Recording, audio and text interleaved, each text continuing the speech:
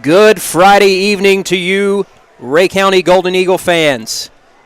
It is Veterans Day. We want to get started on the right note and say thank you to all the men and women who have served our country. Thank you so much. Happy Veterans Day to everyone out there.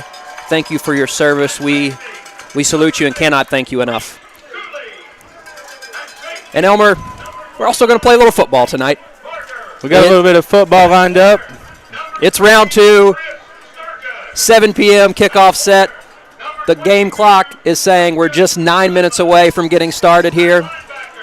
And Elmer, the Farragut Admirals are in town, and the Golden Eagles have got themselves into a exciting round 2 matchup that is gonna. We have our hands full. Absolutely. And hey, it's a rematch from last year's big-time second-round thriller at Farragut. Mason Stevenson rushed for 297 yards in that contest. I don't know if that's going to be open tonight. They'll likely be looking for that, but we've got a lot more playmakers. But, hey, Farragut has some playmakers too. Absolutely. Big thing tonight will be the Rhea County defensive secondary. Farragut runs a spread offense. And we've seen throughout the season the secondary has struggled at times, but has also stepped up in recent weeks, including last week against Lenore City with some interceptions, forcing some turnovers. So we will see just how much they have matured and grown and see if they're ready to bring a good, tight defense on this spread passing offense that we expect to see out of Farragut tonight. That's right. It's a spread option offense. You're going to see a lot from senior quarterback Adam Fulton, very athletic. He has like 2,200 yards passing. Definitely going to be a challenge for this Golden Eagles secondary and also the front seven because he likes to keep it and run. And as you can see this second round matchup right here, Farragut, of course, coming in 10-1 with one loss to Oak Ridge. Rhea County, of course, 9-2 with a loss to early on to Baylor and then big-time Cathedral game. Average score, Farragut puts up some numbers. They're averaging 44.5 points a game, while Rhea County is averaging 36.6 points a game. And as far as their defense, they're pretty close. Farragut has held opponents to 17.3 points per game, and Rhea County's held opponents to 17.9 points per game. Then if you look at these next two stats, you're going to see the contrast of these two teams.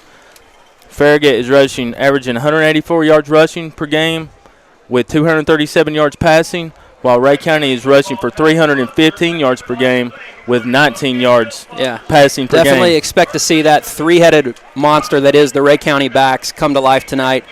Mason Stevenson, Cody Bice, and Christian Simon.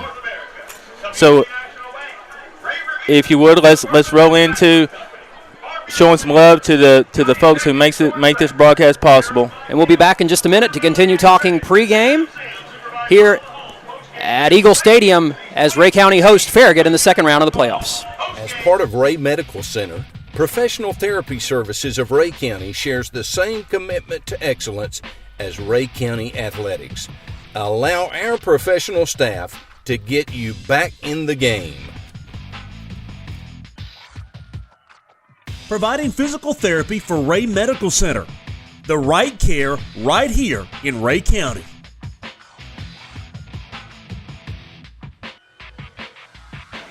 staff at Professional Therapy supports Rhea County athletics.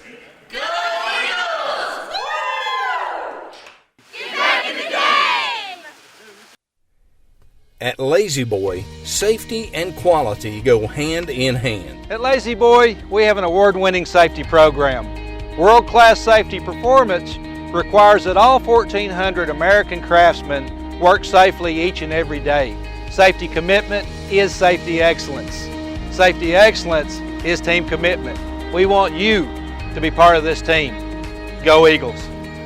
If you're interested in joining our award-winning team, stop by our Lazy Boy office to submit an application or give us a call at 775-3900.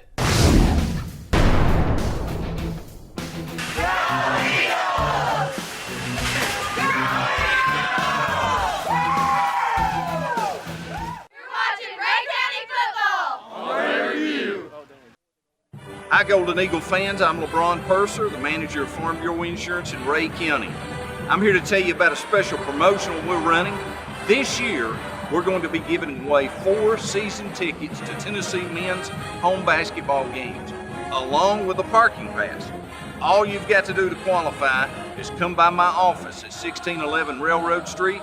You'll register to win. Each week, we'll be drawing a name out, presenting you with 4 free season tickets to a Tennessee men's home basketball game, as well as a free parking pass. Stop by 1611 Railroad Street today to register for the $200 value. 4 season tickets and a parking pass. And on behalf of all of us at Farm Bureau Insurance, go Eagles! Hi, I'm Lenita Sanders with the Women's Care Center. Finding yourself in an unplanned pregnancy can be a scary thing. We offer compassionate care, offering ultrasounds and pregnancy testing at no cost to you. Let us be there for you. We are very proud of our Golden Eagles this season. We wish you the very best. Go Eagles! I am the difference maker. Oh, I am the difference maker. Oh, I am the only one that speaks to him. And I am the friendliest of friends of God.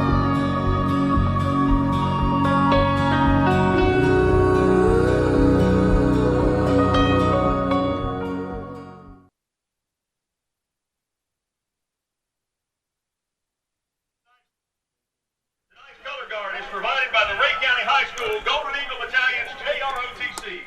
The Golden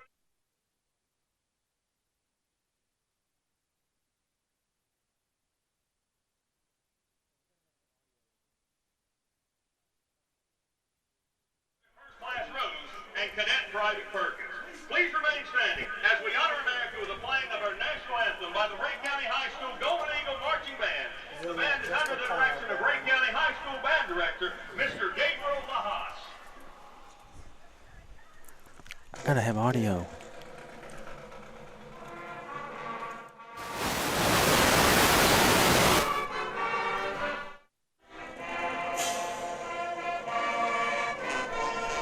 What about his audio?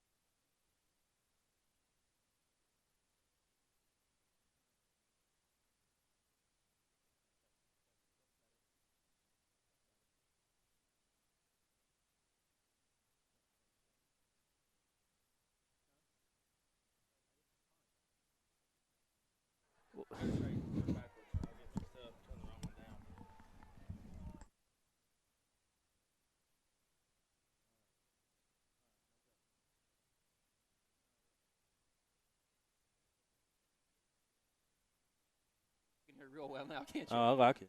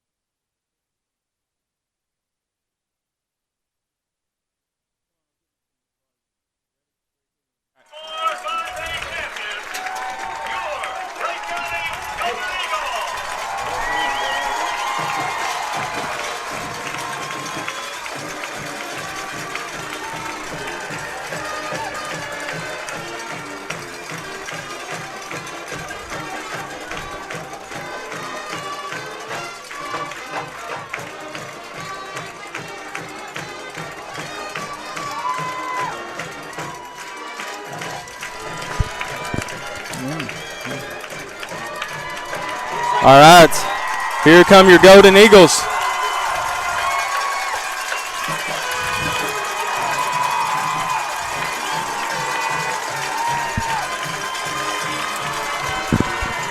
Being led by Mason Stevenson, Juwan Martin, the Sheriff Eddie Davis, all the names you have come to know and love this season who have helped get the Golden Eagles to 10-2. Some other key players to watch out for Farragut tonight. We mentioned, of course, their quarterback, Adam Fulton, some of his favorite targets that he'll be keying on, Braden Collins and Jaden Gibbs. Those two have combined for 66 catches for 1,253 yards, 14 TDs this season.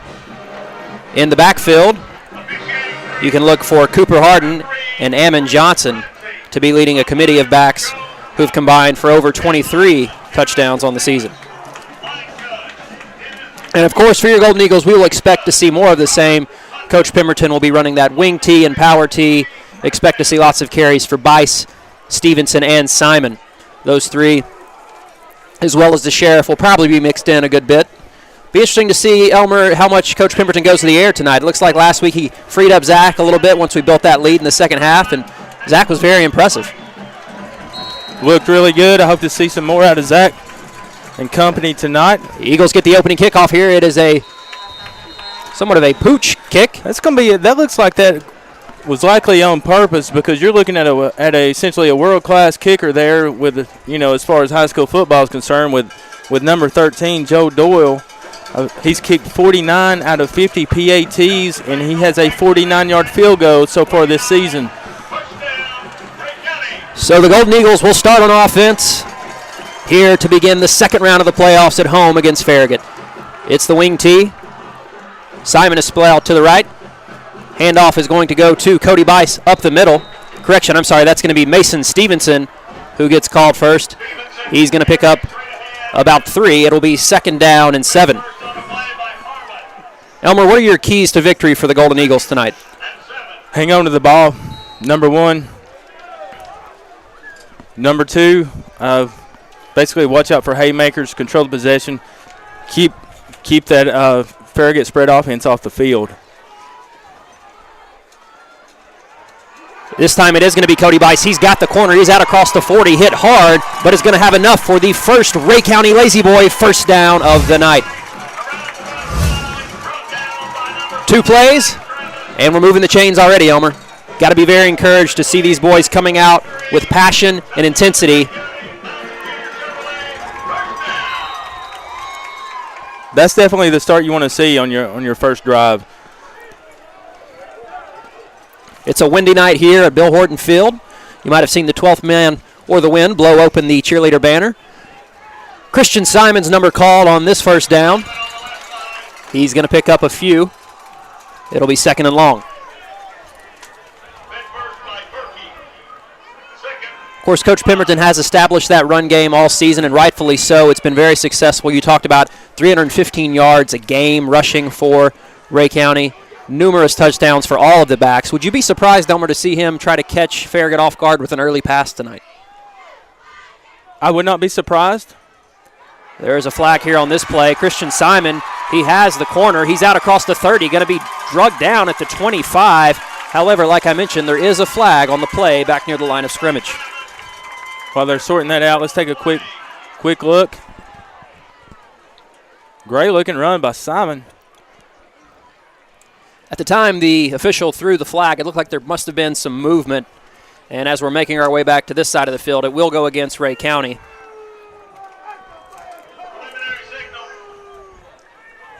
It is a false start against the Golden Eagles.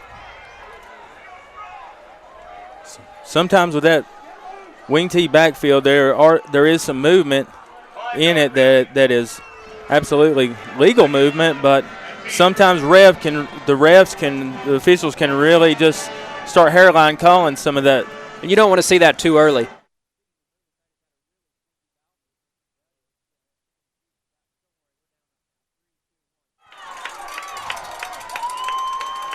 So it is 2nd and 10 now after the penalty is tacked on, and there's going to be another flag before this play even gets going. It's another false start on the Golden Eagles. So we reloaded the gun and shot ourselves in the foot once more. 2nd and 15 now after this second straight false start. And just as the Golden Eagles started to... And that was another key for the Eagles to stay ahead of the sticks. And these last couple of plays certainly haven't helped that effort. But the main key for an Eagle victory tonight is to be physical, out-physical these Admirals. Cody Bice with the carry on 2nd down, gets back past the original line of scrimmage. It's going to be 3rd and 9 now.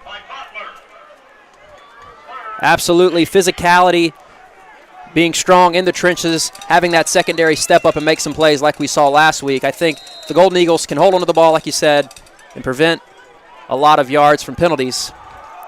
I think they'll be primed to put themselves in a position to advance. So 3rd and long. Simon split out wide to the right. Is going to go to Christian Simon, who cuts back inside. Not much doing. He's swallowed up very near the line of scrimmage, and it's going to be 4th and 8 now.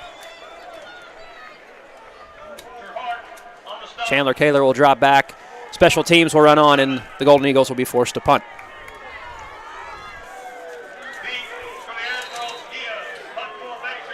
Isaiah Gibbs back deep to receive the punt for Farragut, as well as Grayson Utterback.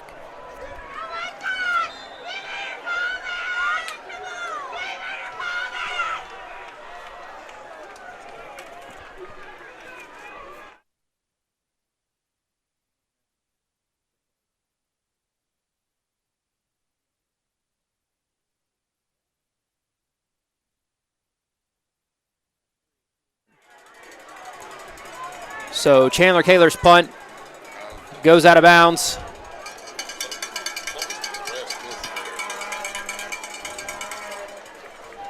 At the 37, where the Admirals will take over on offense. So you see Cooper Harden there joining Adam Fulton in the backfield. Fulton's going to roll out right. He's going to throw it here on 1st down. The pass is thrown, and it is in and out of the hands of Jack DeVault. And it was actually in and out of the hands of Eddie. He nearly handed it right over to Davis for the interception. Let's see if we can catch the end of that play. Here comes Fulton. Nice rollout pass. And he heard footsteps and just couldn't hold on to it. And I think Eddie was so surprised that the ball was right there in front of him. He couldn't hold on to it. Harden is going to get the carry here on second down, but there is a flag that comes in late.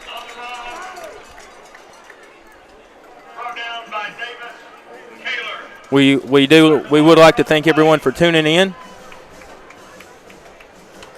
If you're enjoying this broadcast, looking like a great game, you have friends or family you want to share this with, please do.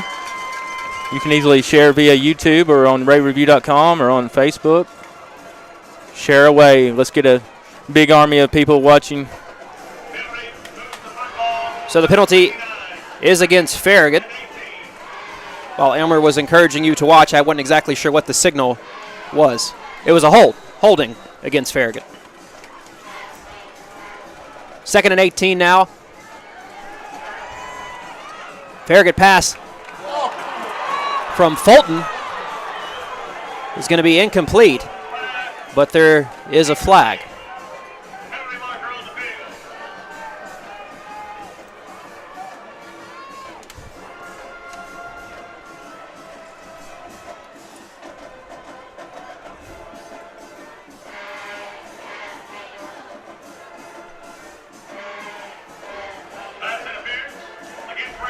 The call is going to be pass interference against the Golden Eagles. And Elmer, from the looks of the coverage and where the ball was placed, it was a pretty unnecessary pass interference. I agree. I would like to have a second look at that. Looked like the ball was overthrown, and one of our safeties just got excited there and went ahead and took a shot. Still not enough for the first down after the penalties intact at 2nd and 3. Handoff here. Going to go to Cooper Harden, who's going to be driven backwards by the Golden Eagle defense.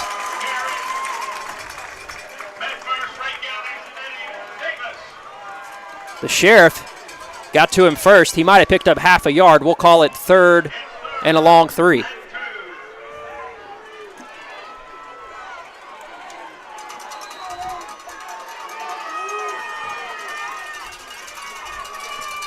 Hey, Johnny, come all the way out. Get that near receiver and defender. It's okay. Is Adam Fulton and Cooper Harden. Harden is going to get the carry. He's going to put a move on Chandler Kaler, but he is hit and driven backwards. A slew of Golden Eagles gets to him, and it is going to be 4th down now for Farragut. Just when it looked like Harden had slipped past Kaler and was going to pick up that first, the Golden Eagles got a huge push. Linebackers came up with support, and we're going to force Farragut into a punting situation. We're going to take a quick look at this, how they stacked him up here. It was looked like the Sheriff got to him. Christian Simon got involved, as well as Cody Bice. Christian Simon back deep to receive the punt for your Golden Eagles. It's a fake. Fulton is rolling out to the right. He's got a man wide open. That is number 24, Wyatt Lucas, and that is going to be a first down for Farragut.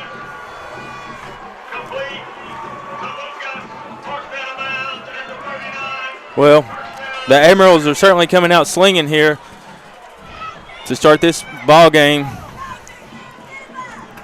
Certainly a deflating blow after forcing what was going to be a 3-and-out. Fulton connects to Lucas, and the Admirals are inside Ray County territory.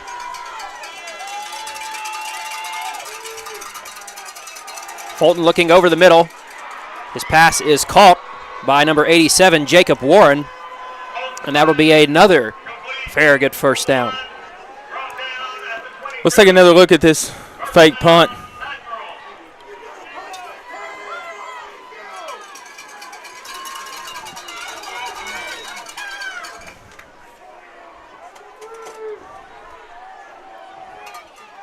Fulton rolling out to the left. He's got a man open on the sidelines, Jaden Gibbs, who we talked about in the pregame with the catch, but there is a flag on the play.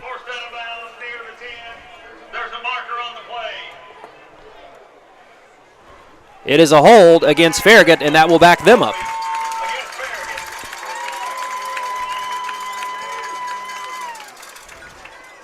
You can expect, for the most part, to see a very disciplined Farragut team tonight. Not too many penalties, but that's one, and it's going to be costly.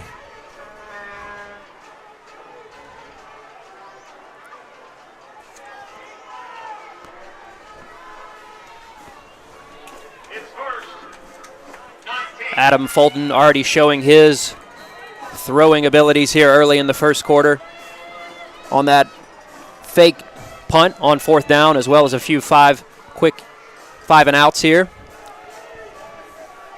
But there's a hold, and it is now 1st and 20 for Farragut. Fulton, alone in the backfield, is going to keep it, and he is going to be tackled by Tyler Brown. A huge stop by Tyler Brown.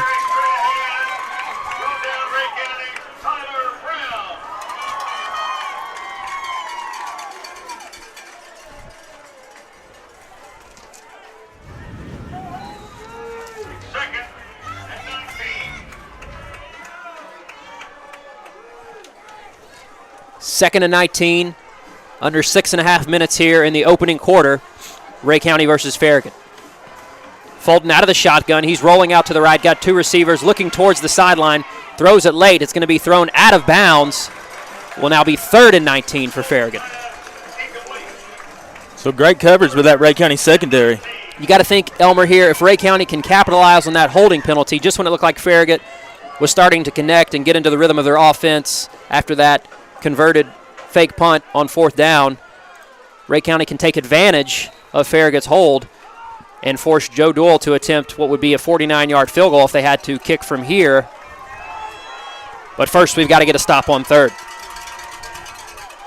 Fulton looking towards the end zone. He's got a man open. It is going to be just out of the reach of his receivers. And now we will see what they will do on 4th and 19 from the Ray County 31. Some good coverage again by Ray County. I couldn't tell what receiver that was, but he did find a gap in that seam. That They have run on Joe Doyle here. He is going to line up as if he will kick. The only thing to watch out for is that Fulton is also the holder. So definitely could be another fake here on 4th down. Would not be surprised at all to see them release one of their ends and have Fulton roll out. Nope, they're going to let Doyle kick it. It is up, and it is going to be well short and to the right. It is no good. So after a huge holding penalty, Ray County is able to get a stop here and will take back over on offense.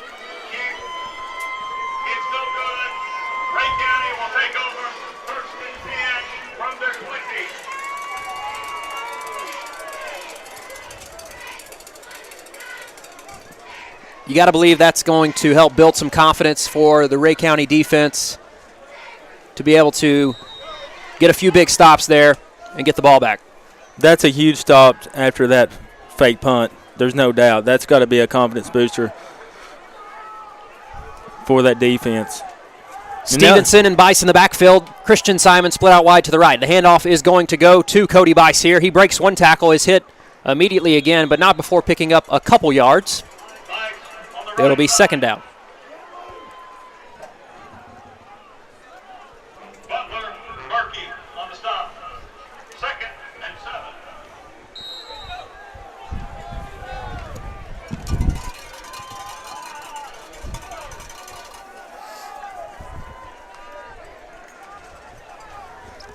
And we just got a score update in from Ottawa. Ottawa is leading Walker Valley 7-0 in the first quarter at home.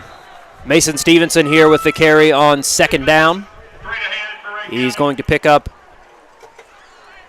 maybe 3 yards. We're going to call it 3rd and a long 4.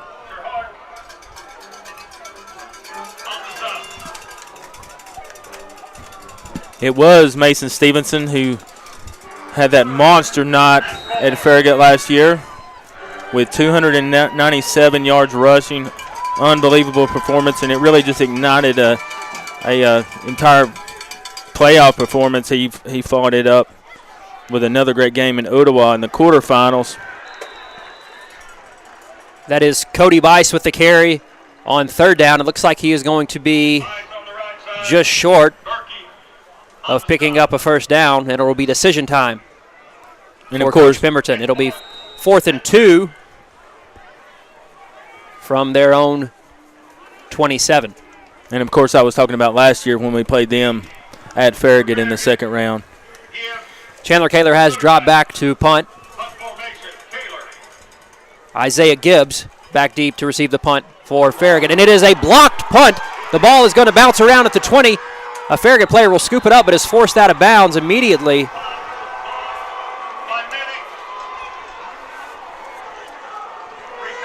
It looks like that was number 25, Trey Minix, who just had a free path to Chandler Kaler and was able to get a block for Farragut.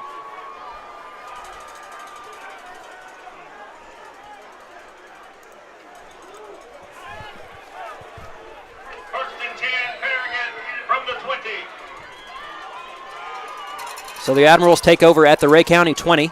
Handoff on first down is going to go to Cooper Harden. He breaks a tackle. He's looking towards the end zone, still on his feet. Finally falls down around the 2-yard line. They're going to mark him at the 1, and it's going to be first and goal for the Admirals. First and goal, Admirals. You'll be hearing his name called a lot tonight, Cooper Harden, on both sides of the ball. Ammon Johnson now. Harden gets the ball here on first and goal, but he is stopped by Jawan Martin and company. Now dropped for maybe a loss of 2 yards. We'll call it second and goal from the 3. Martin on the stop. Second and goal.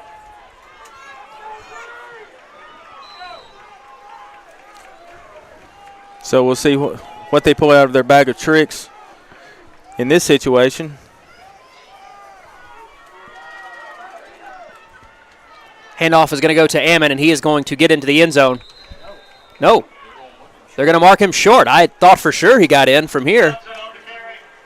Our fantastic scoreboard operator, Mr. Travis Aikman, your favorite former Golden Eagle and freshman at UT, saying, no, Cameron, he is not into the end zone. Don't you dare put that on us. It's third and goal. This Golden Eagle faithful are coming to life. He's going to be stopped.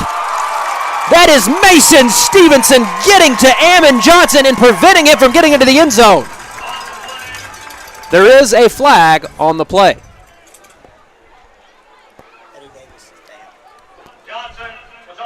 And it looks like the sheriff, Eddie Davis, is shaken up on the play.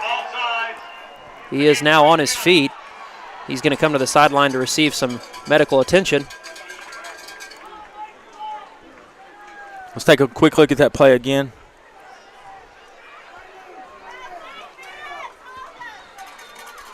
Who was the flag on? I'm sorry. I saw a flag up on the on the far sideline, but apparently he must have just dropped it. It's third and goal now. And this time it is Cooper Harden, and he is into the end zone for a Farragut touchdown. So after 2 good pushes. We're definitely going to need an injury report on Eddie.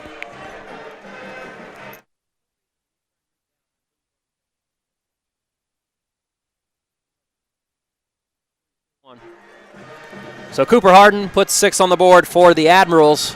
2:42 left in the first quarter. Farragut strikes first. Doyle's PAT is good. It is good.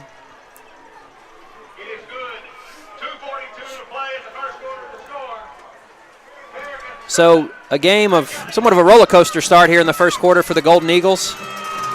Couple big runs, got an early first down, then were forced to punt. Farragut took over, went for it on fourth down on a fake punt where their quarterback Fulton connected. And then we got a 3 and out essentially to force, they were forced to kick a field goal, which they missed from 48 yards. Ray County took back over on offense. We had a 3 and out rather, and then they blocked it, and now they're on the board. So a roller coaster start here for the Golden Eagles. But Elmer, what's been encouraging to you? What have you seen from the Golden Eagles that gives you some hope? We've had some.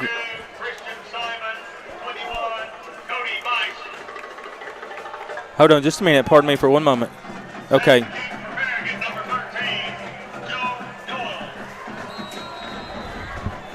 We had a report from our sideline reporter, Larissa Cannon. Hey, Larissa, we just need to come down to you and let you tell us, okay? We gotta check their mic down there. We gotta make sure their mic's right. So the Golden Eagles are going to take over at their own 35. Hey, I need you guys to kind of check that mic on your end.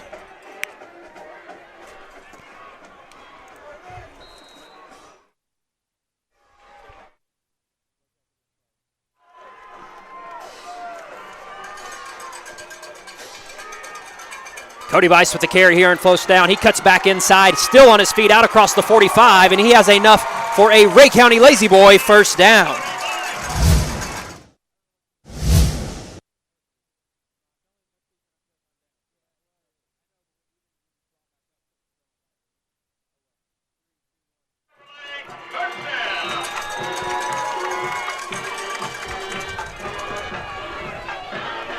Larissa, you don't have to wait till after this play, okay? I think your channel too. Huh? Christian Simon, I better not here. He is stopped. Simon carries on the left side.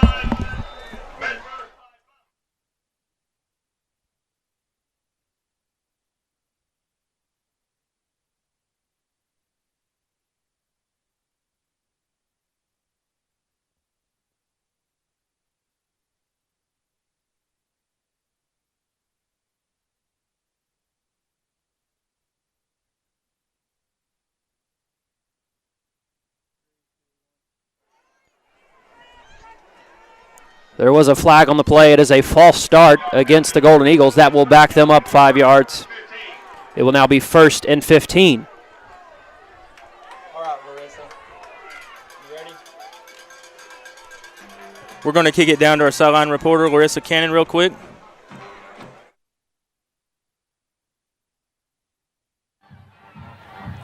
Guys, I just want to give a quick update on Eddie Davis. It seems as though he is walking off his injury. He got no medical attention.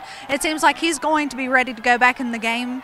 Also, Mason Stevenson came off with a gash on his arm. He's gotten that wrapped up and should be good to go. Back to you guys. All right. Thank you for that, Larissa.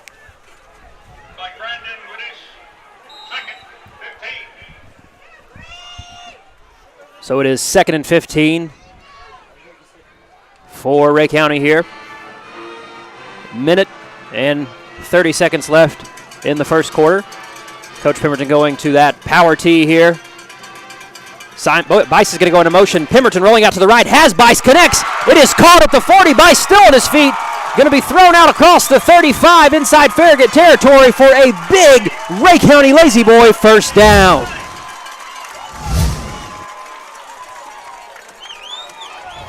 Lined up in that traditional power tee. Bice goes into motion, runs around the end, finds himself wide open. Zach Pemberton delivers a beautiful pass, and Ray County with a huge first down inside of Farragut territory.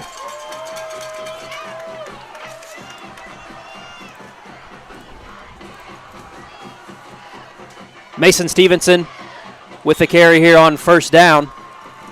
He's going to pick up maybe a yard. We'll call it 2nd and 9. Power tee again. That dive between the tackles, between the guards there that Mason had so much success with last year. It looks like Farragut is not wanting to give that up this year. Not yet, anyway. Not yet. Watch the Eagles keep working around the edge.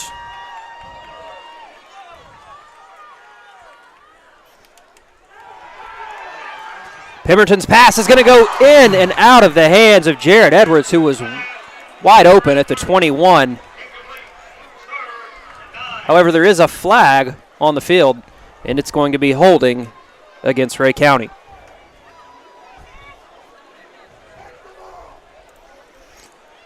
All right, let's take a quick look at this rollout again to Edwards.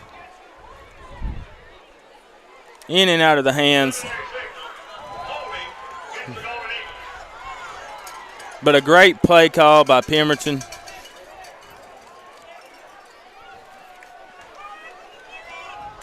Definitely dialed up the right play. We just couldn't execute on that one.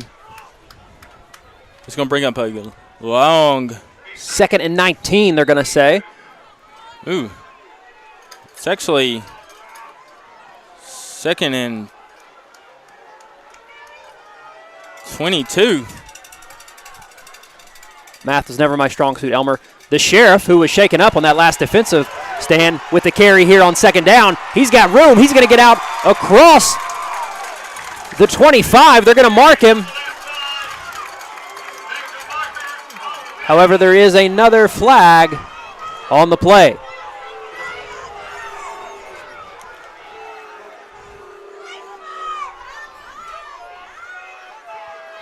And it is going to be another hold against Ray County.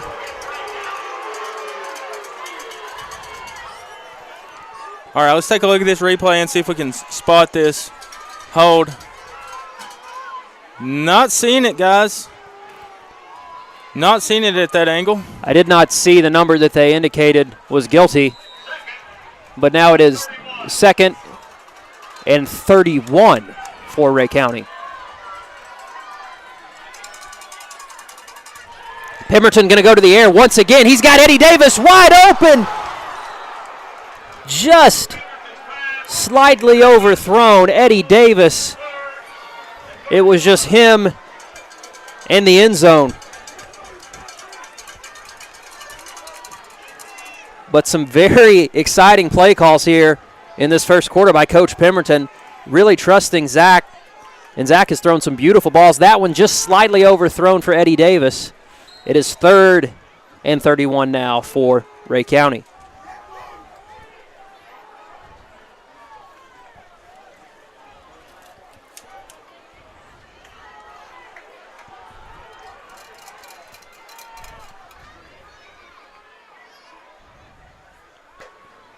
Zach's going to roll up to the right again. He's got Eddie Davis open in the flat. He's out across the 50, the 45. Stiff arm gets all the way back to the 40. It is going to be 4th and 17.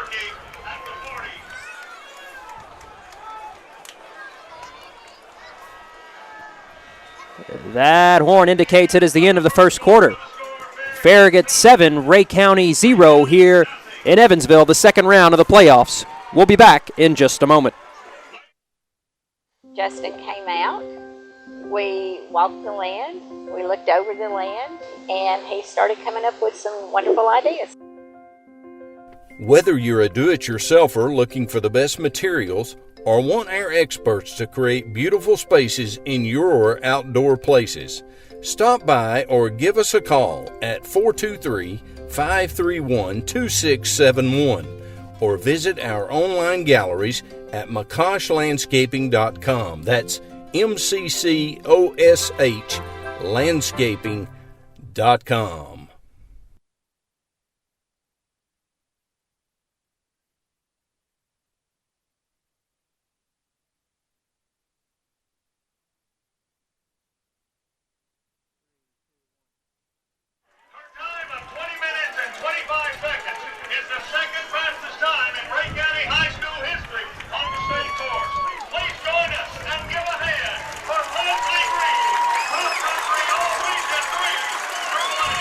And they're giving recognition to Leslie Green, who set a new cross-country record here at Ray County. It is 4th and 15 for the Golden Eagles. Ball at the Farragut 40. Chandler Kaler has dropped back to punt. Still a little bit of miscommunication going on here between the officials. And it looks like now we are ready to get the second quarter underway. Isaiah Gibbs back deep to receive with Grayson Utterback. It is a good punt. It is going to take a bounce at the 10 and take a Ray County roll back towards the middle of the field. It is going to be filled dead inside the 1 where Farragut will take over on offense.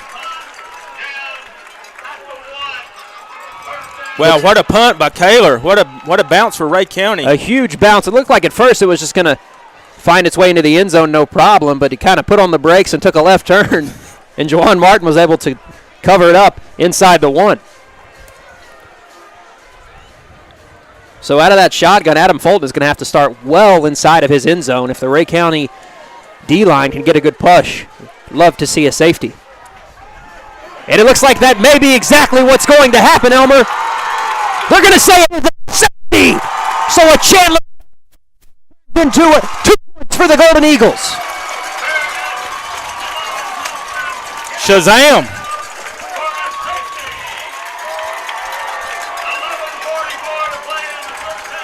All right, I believe you had an elementary school teacher that was her favorite play. It is now becoming my favorite way to score. Miss Marler.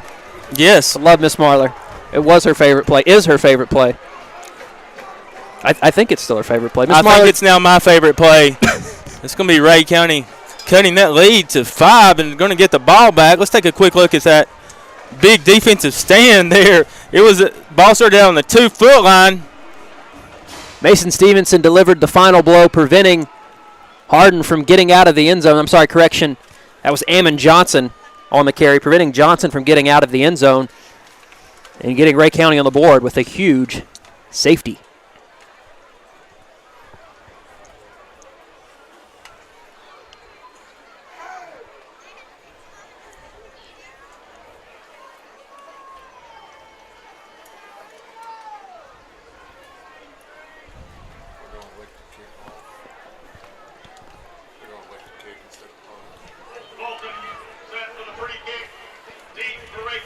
Looks like Fulton is going to elect to kick here instead of punt, which our resident football and rules and really life advice expert Cam Meadows has chimed in and let me know.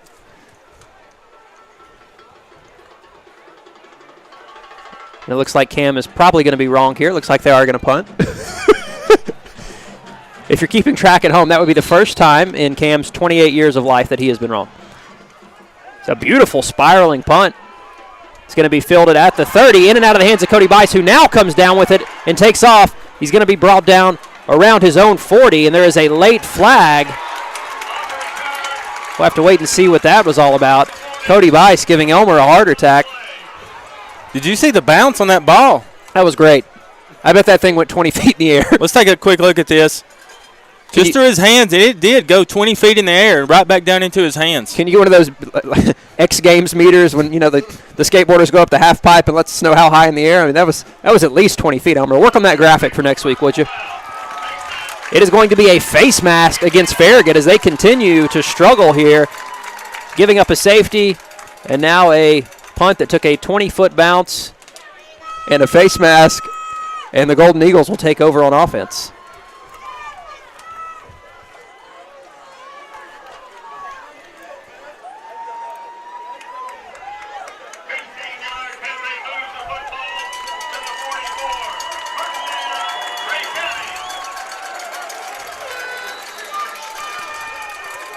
So after the penalty is tacked on, Ray County will take over on offense at the Farragut 44. It is Stevenson and the Sheriff, Eddie Davis in the backfield. Davis gets the carry here. He's got room out across the 40. He's going to duck out of bounds around the 33.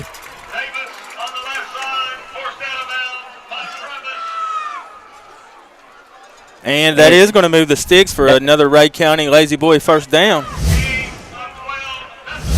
Davis with a 12-yard carry there and a huge first down.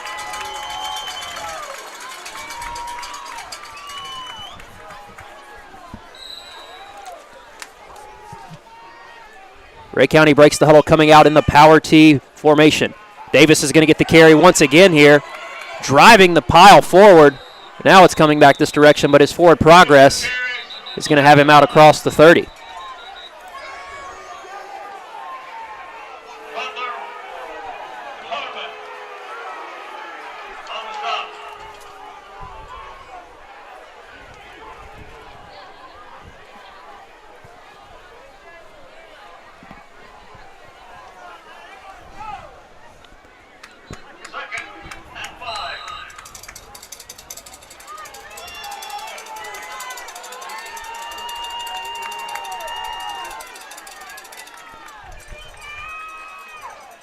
Eddie Davis, number called for the third straight time.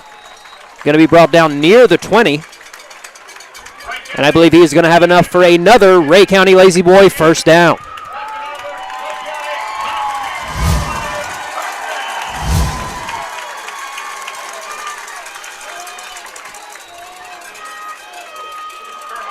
So after an up and down first quarter, Elmer. The Golden Eagles have really got things going here in the second. Pemberton fumbles the snap, falls on it immediately. It will be second down.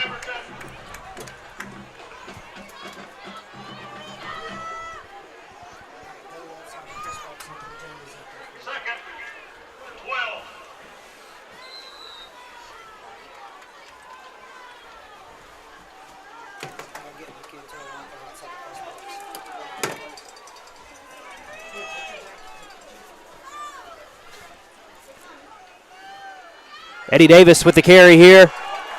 He's out near the 15 before he is brought down. Is now going to be 3rd and 6 for the Golden Eagles. Big play coming up for Ray County. Monster play coming up for Ray County right here. Working out of that power T. It is by Stevenson and Davis. And it looks like a hard count might have drawn Farragut off sides. That's definitely going to get them back ahead of the sticks. It is encroachment against Farragut. And Ray County will now only need a yard to pick up the first down.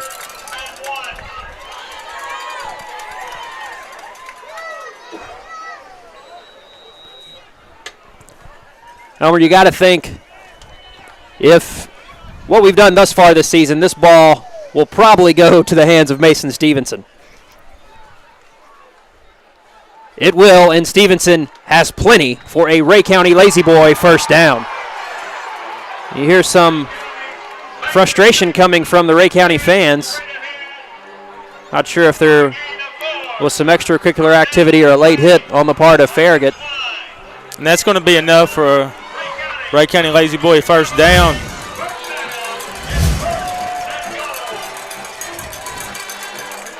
First and goal on the 9. Here we go. Handoff here going to go to Cody Bice.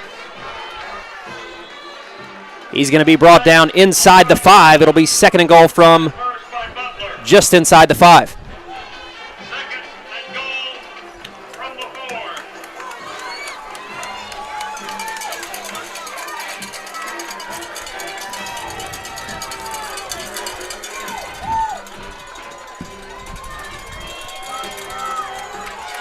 You can hear the Ray County faithful coming to life here as their Golden Eagles are knocking. Eddie Davis has got the ball, and Eddie Davis has broken the goal. That is a Ray County Lazy Boy touchdown. The Sheriff.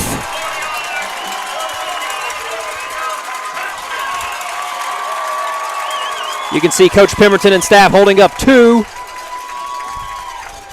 Going to try to stretch this lead to what would be 4. As we have mentioned, Doyle, the kicking threat from Farragut. Take a quick look at this touchdown run by Eddie. Huge hole. He runs into a little bit of a traffic stop. A little bit of traffic. Works his way through. Here we go. It is going to be Eddie Davis once again. He spins back. He is going to be dropped short. 2-point conversion is no good. Looked like the same play.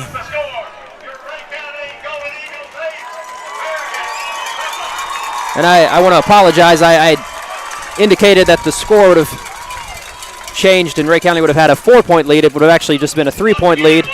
Once again, math not my strong suit. 7 with 8:13 left in the second quarter. Ray County now leads 8-7 over Farragut. They had incorrectly put 9 on the board, and I was just being trusting. I guess there's a lesson there, Elmer. Never trust anyone but Elmer.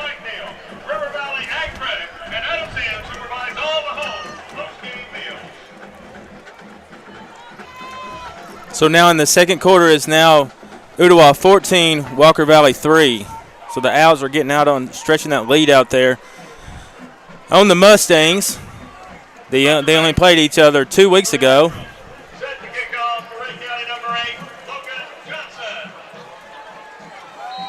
The Owls won that contest. The winner of this game, again, will face the winner of that game. Hopefully it'll be here at Bill Horton Field. Logan Johnson on with a great kick. It is going to be fielded at the 10.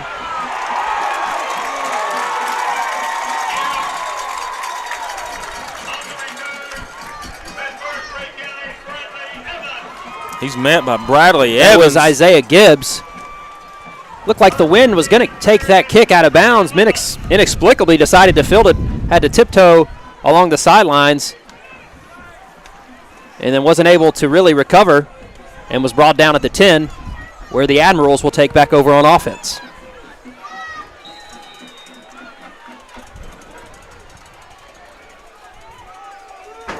So it is Fulton working out of the shotgun once again. He is going to give it to Harden here on first down. Harden going to be brought down by the Golden Eagles around the 15. Picks up about 5. Under 8 minutes left here in the second quarter. Golden Eagles leading Farragut 8-7.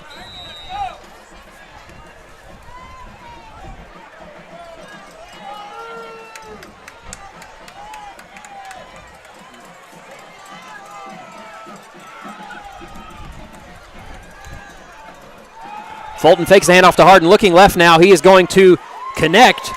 That is number 17, Jaden Gibbs, on the reception. And that is enough for a Farragut first down.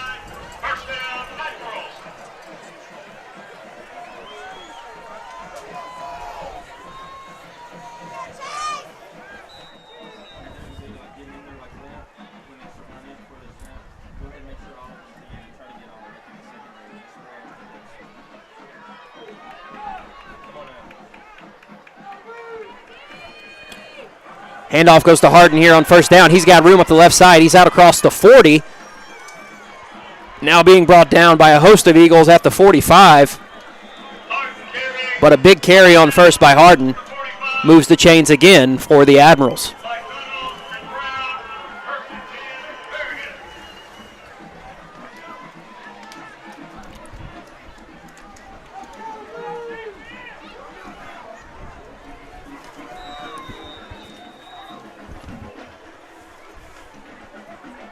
Harden was very instrumental in the Admirals' win last week against McMinn County on both sides of the ball. Very physical young man, great pursuit on defense, strong runner on offense. Fulton with a quick play action intended for Jacob Warren. Falls incomplete. It'll be second down.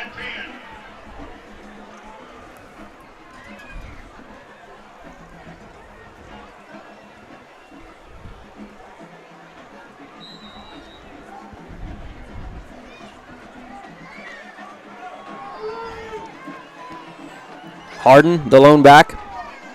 Fulton going to keep it here. Avoids a tackle, but now chased down from behind. The Sheriff always gets his man. Fulton thought he had escaped. Eddie Davis chased him down from behind, got the sack. It is now going to be 3rd and 13 for Farragut.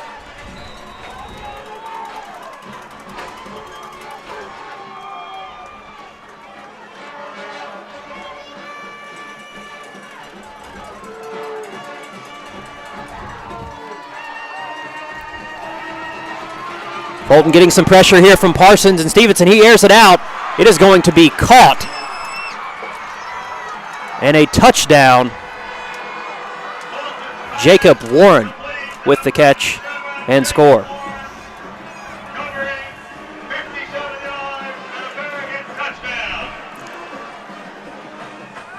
Elmer, just when it looked like Fulton was going to take another sack, getting pressure from Parsons and Stevenson, he delivers a strike.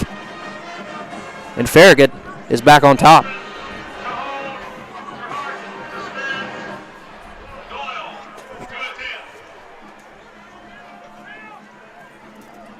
Correction, 2-point try.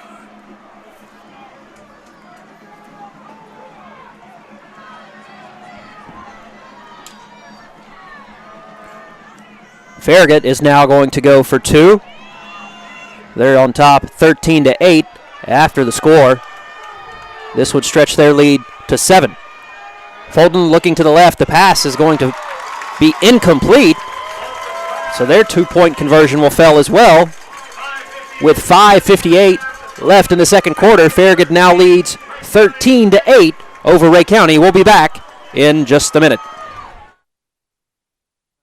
The safety and well-being of Ray County citizens are the top priority of Sheriff Mike Neal and the Ray County Sheriff's Department. With programs such as the Senior Citizens Awareness Network, the highly trained volunteers of Ray County Homeland Security, and the DARE program that works to keep our kids off drugs, Sheriff Mike Neal is looking out for you. On behalf of the Ray County Sheriff's Department, Sheriff Mike Neal asks you to drive safely to and from football games, and as always, go Eagles!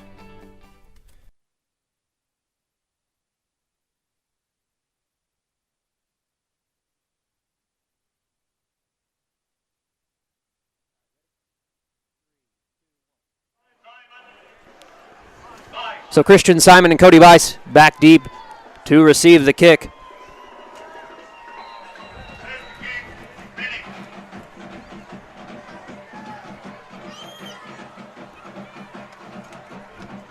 Zach Caro, the kickoff man for Farragut. This one's going to find Christian Simon underneath it around the 8. Shot out of a cannon. He's out across the 25, going to be brought down at the 30.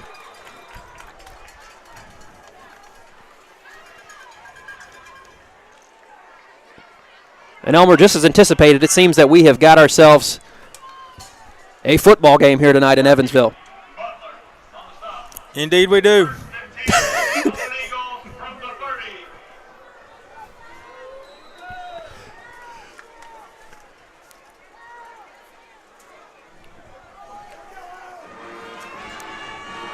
Ray County coming out in that familiar power tee. Once again, handoff is going to be fake to Eddie Davis. Pemberton rolling out left, looking, not much doing. He is going to be dropped for a sack near the 20 and a loss of close to 10.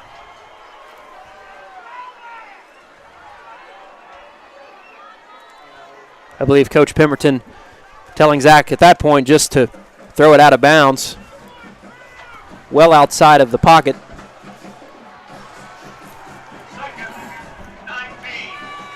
So it is a loss of 9 after the sack. It is 2nd and 19 now.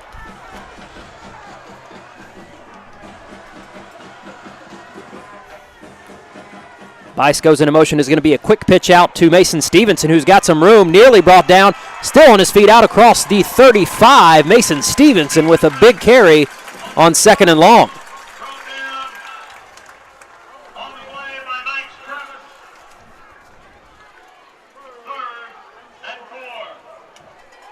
So after the Stevenson carry, it is going to be 3rd and 4 for the Golden Eagles. Huge carry for Stevenson. Definitely going to change the dynamics of this series.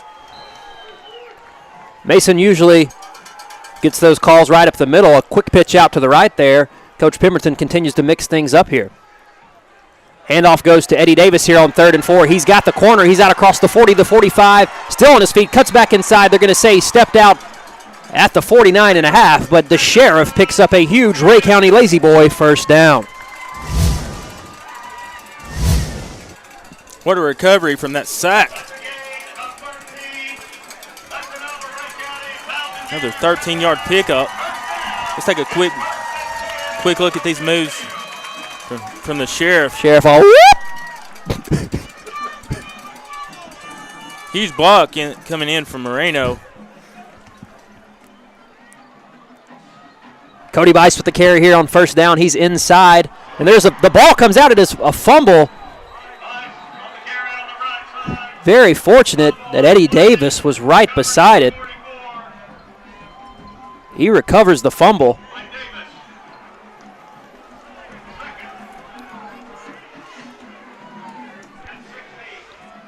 It'll be 2nd and 16 from the spot where Davis recovered.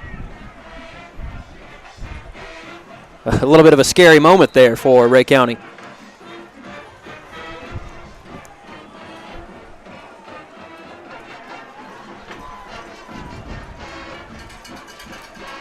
Davis goes into motion. It's a quick pitch out to the left to Stevenson. He's out near the Ray County sideline. There is a late flag. Stevenson was forced out at the Farragut 48. It is going to be a face mask against Ray County.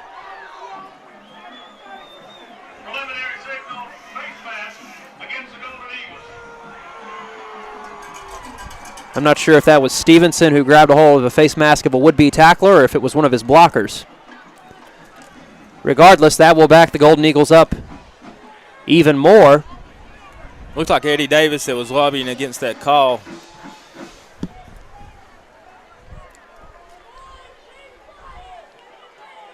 Trying to make his case, but that's going to bring up a second and very long for the Eagles.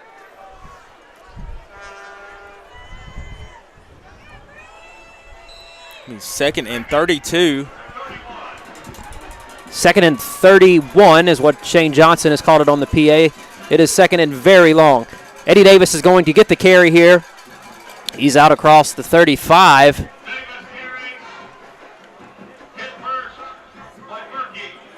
Might have picked up 6. We'll call it third and approximately 25 now for Ray County.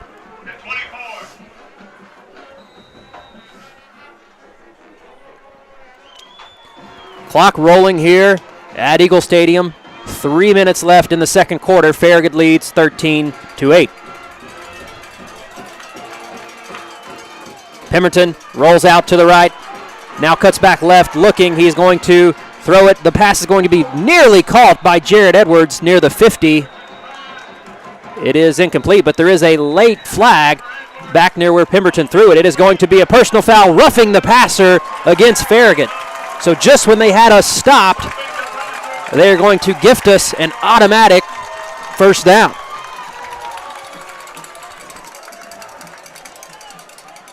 We'll take it. We'll take it. Lazy boy first down. A Ray County lazy boy first down. Lazy boy is available where comfort is found. Or the opposite of that. You understand what it's a Ray County lazy boy first down. So the drive is still alive with 2:47 to go in the first half.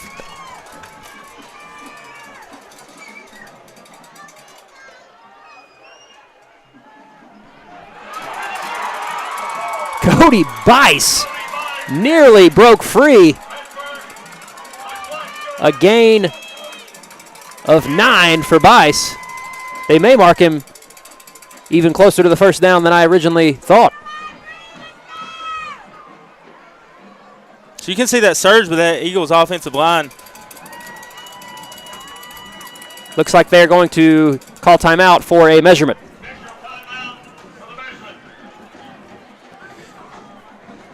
And Elbert, as someone has texted into me watching the broadcast, said it looks like we're getting to the edge really well on offense tonight, that our lead blockers are doing a great job of turning out their outside linebackers. And I couldn't agree more, because that person knows a lot more about football than me, probably has better eyesight, intelligence, and you keep going. So definitely thanks for that insightful text message.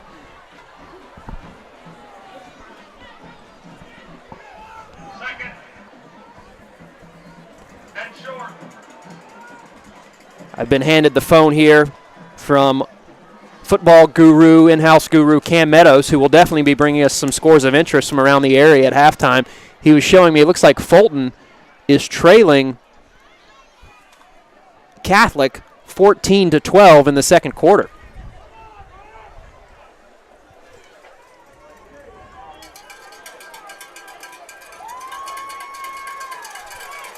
And Ottawa has now stretched their lead to 21-10 over Walker Valley.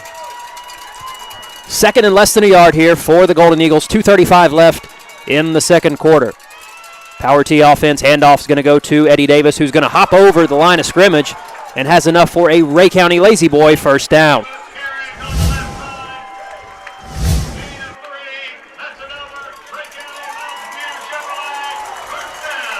So this has been a long drive for Ray County. Let's only hope we can get some points out of this drive. Taking a lot of time off the clock. keeping that explosive Admirals offense off the field. Cody Bice getting some lead blocks from Parsons and Stevenson. He is going to be out. Brought down near the 25, but we'll have another Ray County Lazy Boy first down. And whatever that insightful text messenger said, I bet we did it again right there, Elmer, to pick up that first down.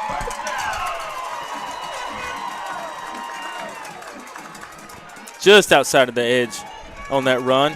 Great downfield block and great run by Cody Boss.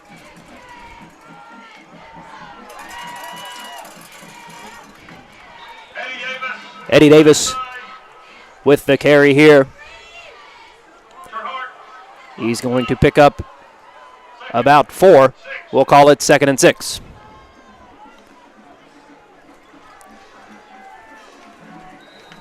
Ray County has all 3 timeouts remaining. 1:36 left here in the second quarter. Handoff to Mason Stevenson this time, who breaks a tackle and gets out to the 10, where it will be another Ray County Lazy Boy first down. Shazam, here they come, boys.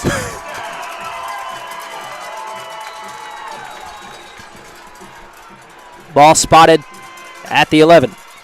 Davis with the carry here on first down. Still on his feet looking for that corner. He is going to be swallowed up by a pack of Admirals.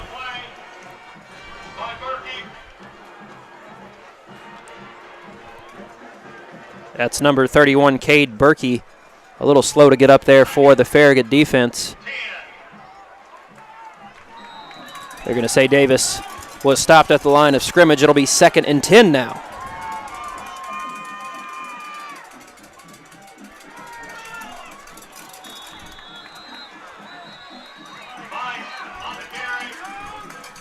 Counter play for nice pickup. I believe the ball came out, but the ref said it was due to the ground. Ray County will call their first timeout. Stops the clock with 44 seconds left here in the second quarter. We will take a timeout with them. We'll be back in just a minute. State Senator Ken Yeager takes his responsibility to serve very seriously and is guided by one and only one principle: constituents come first. As chairman of the Senate State and Local Government Committee, Ken Yeager has worked hard to protect our taxpayers from unnecessary and wasteful government spending. With Yeager, constituents come first.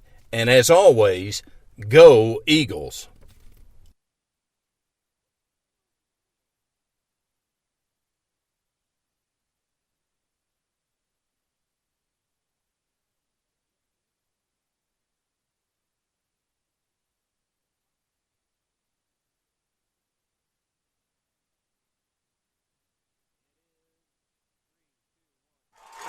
It is 3rd and 7 here for Ray County as you hear the fans come alive here on the home side. Handoff is going to go to Christian Simon. He dives across the 5. He's going to be stopped short. Ray County will call. They will not call another timeout. I thought I saw Coach Pemberton signaling for it. He is going to let the clock run for the time being. 27 seconds. It is 4th and 3. Ray County is going to fake it, and the pass is going to be intended for Jared Edwards. They're going to call pass interference against Farragut. That was pretty obvious. Coach Pemberton with a quick snap there, a play action, faked the handoff to Bice, I believe it was, and then went to big Jared Edwards, the tight end Memphis commit. So Ray County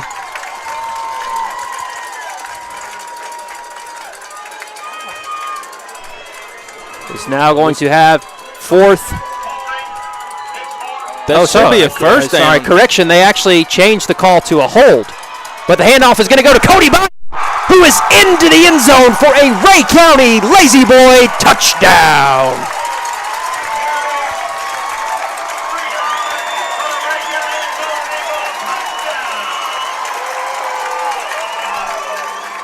Huge run by Cody Bice.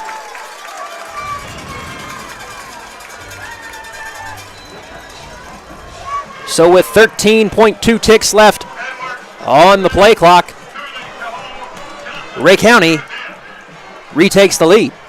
Logan Johnson now on for the PAT. Reese Cooley with the hold. The kick is up, and it is good. So,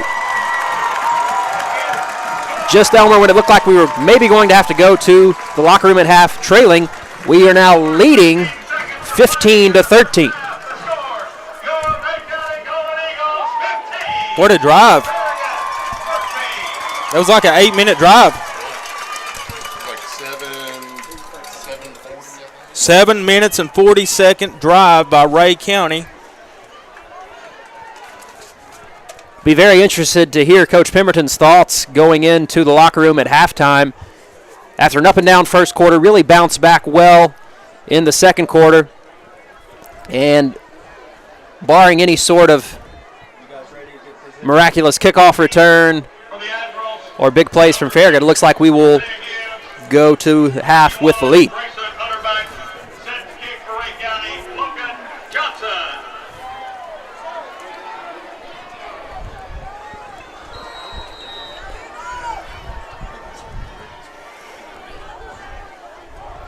Logan with a squib kick towards the left sideline. It is going to be fielded at the 20. Johnson on the return. Ammon Johnson for Farragut. It's going to be brought down at the 33. 6.6 seconds left.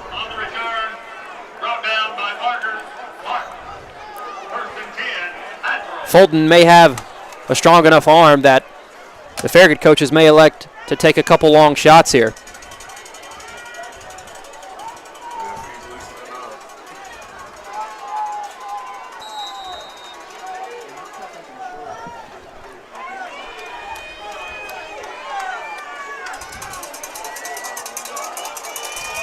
Ray County dropped back and somewhat of a prevent defense here. Ray County now going to elect to call a timeout.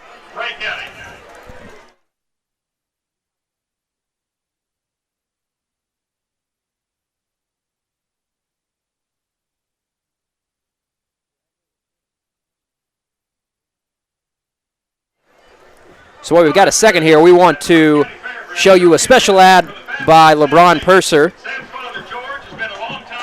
over at Farm Bureau Insurance. Fans, I'm LeBron Purser, the manager of Farm Bureau Insurance in Ray County. I'm here to tell you about a special promotion we're running. This year, we're going to be giving away 4 season tickets to Tennessee men's home basketball games, along with a parking pass. All you've got to do to qualify is come by my office at 1611 Railroad Street. You'll register to win. Each week we'll be drawing a name out, presenting you with 4 free season tickets to a Tennessee men's home basketball game, as well as a free parking pass. Stop by 1611 Railroad Street today to register for the $200 value. 4 season tickets and a parking pass. And on behalf of all of us at Farm Bureau Insurance, go Eagles. 3, 2, 1. So Fulton's pass is caught, but it looks like the referee might have signaled that it was caught in bounds. And we're going to have a conversation now between the officials. The game clock is showing zeros, which would mean we would be at half. Coach Pemberton is definitely indicating that that's what he believes the case is. But they're going to say that the player did catch the ball in bounds, then got out, and there's going to be maybe 1 second left here. We know Fulton has got an arm. The important thing for the backs, do not get beat long here.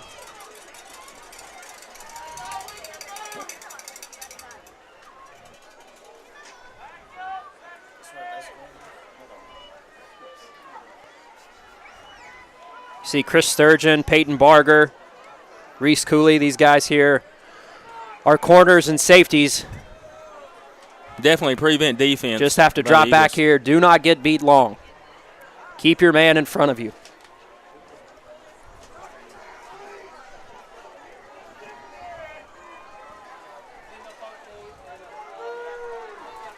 So it is officially going to be 2 seconds left here in the second quarter. Ball at the Farragut 49. Fulton working out of the shotgun. There was a premature whistle, and there is a flag. Not sure what exactly happened there. We will wait for the official word.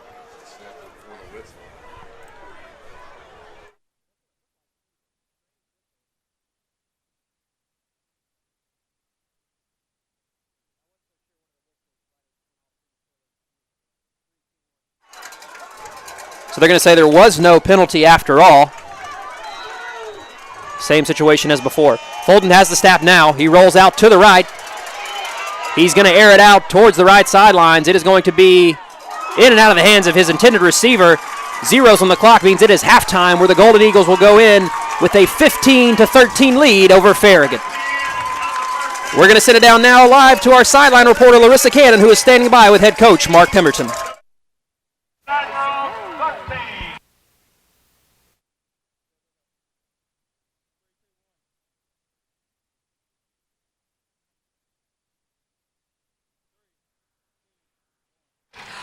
Well, Coach, we knew that this was going to be a tight one, but how awesome is it to go into halftime in this position? Well, I mean, it's good, and, we got another half to play, but we got to eliminate a lot of these mistakes. Too many penalties, too many mistakes on both sides of the ball, but hopefully we'll come out and play better in the second half.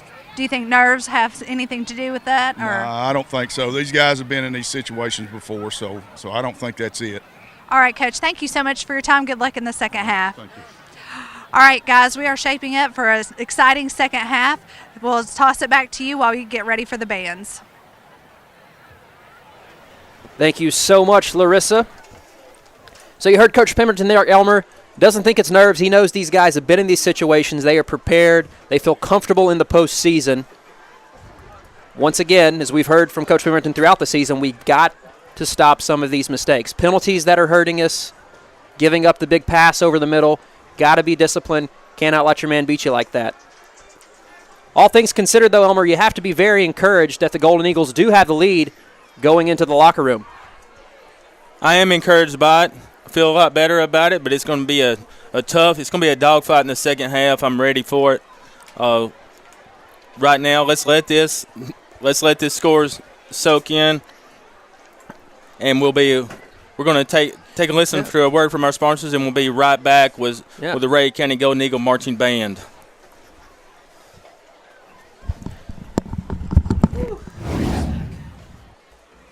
Hi, my name's Rob Armstrong. I'm a senior pastor at New Union Baptist Church. I want to take this opportunity and let you know that we're a church that's for Rhea County.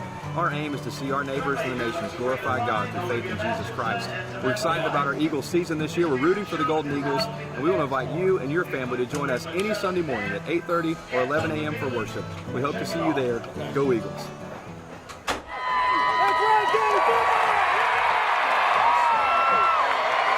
When you want the best in local football, you want the Rhea County Eagles. And when you want the best in local auto service, you want JB's Auto Sales and Service. Honest and dependable, right down Back Valley Road from Eagle Stadium in Evansville.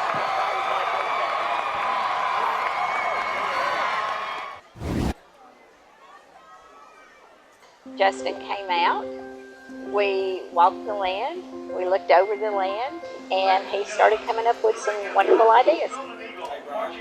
Whether you're a do-it-yourselfer looking for the best materials or want our experts to create beautiful spaces in your outdoor places, stop by or give us a call at 423-531-2671 or visit our online galleries at mccoshlandscaping.com. That's MCCOSH landscaping.com.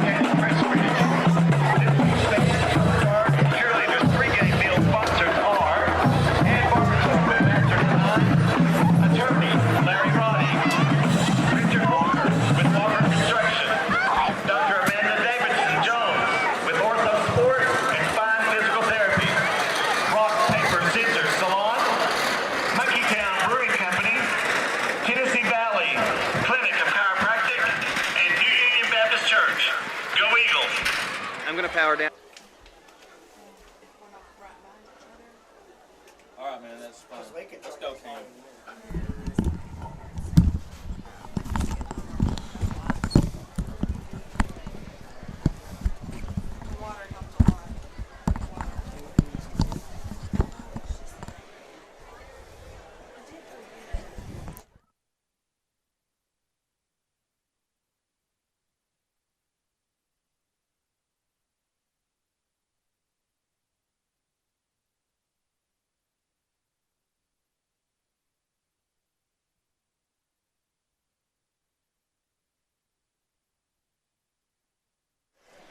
All right, so that was the Ray County Golden Eagle Marching Band. I'm here with our football guru you've heard so much about. He's come and brought some inside information, just really intelligent information about TSSAA football that concerns to Ray County throughout this season. But we're proud to have him back in here in the booth with us tonight. Cameron Meadows, Ray County alum, welcome back. Yep, back again. Happy to be back, here for the playoffs. Should be here for the rest of the playoff duration. Thanks to the folks at work who've, allowed me to be off. But, getting into the scores tonight, there's a lot of key games going on tonight. The first one, the one that we've kind of been tracking throughout the broadcast, Ooltewah and Walker Valley. Ooltewah currently leads that game 24-17 at the half. It's a shootout. I told Elmer earlier this week that one I would be surprised if over 100 points are scored between the two of those. So, that's a big one. So Walker Valley has cut that lead to a touchdown. It's now 24-17. Yeah. And we know that Colton Gibson, that Walker Valley offense, they can put some points on the board quick. Yeah, Gibson and Nunley and Eastlinger and Cooper Melton. I mean, those guys can play some football over there at Walker Valley. Looking at the northern part of the bracket tonight, there's a couple key games going on. One game in particular that I've been watching, it's been very good, is Morristown West and Knox Halls. Morristown West currently leads Knox Halls 20-17 at the half. That's been a very good football game to kind of track and keep watch of. The quarterback for Knox Halls, Harbin, he is a playmaker. He is like Tim Tebow is a good description. He could run, he could throw. Oh, and he's a starting linebacker for Halls. Another game that could play a role next week is South Dole is currently upsetting number 1 seed Knox Gibbs at Knox Gibbs, 13-3 at the half. That the winner of that game gets the winner of Morristown West and Knox Halls. We get the winner of Ooltewah and Walker Valley. There's not really many scores to report out west. It's most of them just kicked off at 8 o'clock. I did get a update that Meigs County and Forest are currently still 0-0 in the second quarter right now. Some other games around the area in the 4A playoffs. Right now, Knox Fulton is currently beating Knox Catholic 20-14 in the second quarter. Another game, and this one kind of surprised me, Elizabethan 31, CAK 3 at the half. That's not what I expected out of that. CAK's got a pretty good football team, but I guess that just tells you how good Elizabethan is. With Jason Witten brothers, actually the head coach there at Elizabethan, so he's got it going right now this evening. So let's talk a little bit about today. The TSSAA posted Ray County's new proposed, or essentially what it is going to be, the new region. Mm-hmm. We know we had the new classification changes, which did not affect Ray County, but it did affect the teams that Ray County normally plays, including Cleveland, Ooltewah, McMinn County, three main ones right there out of our region that are getting moved to Class 6A. Yes, I really don't envy Cleveland or McMinn or Ooltewah right now.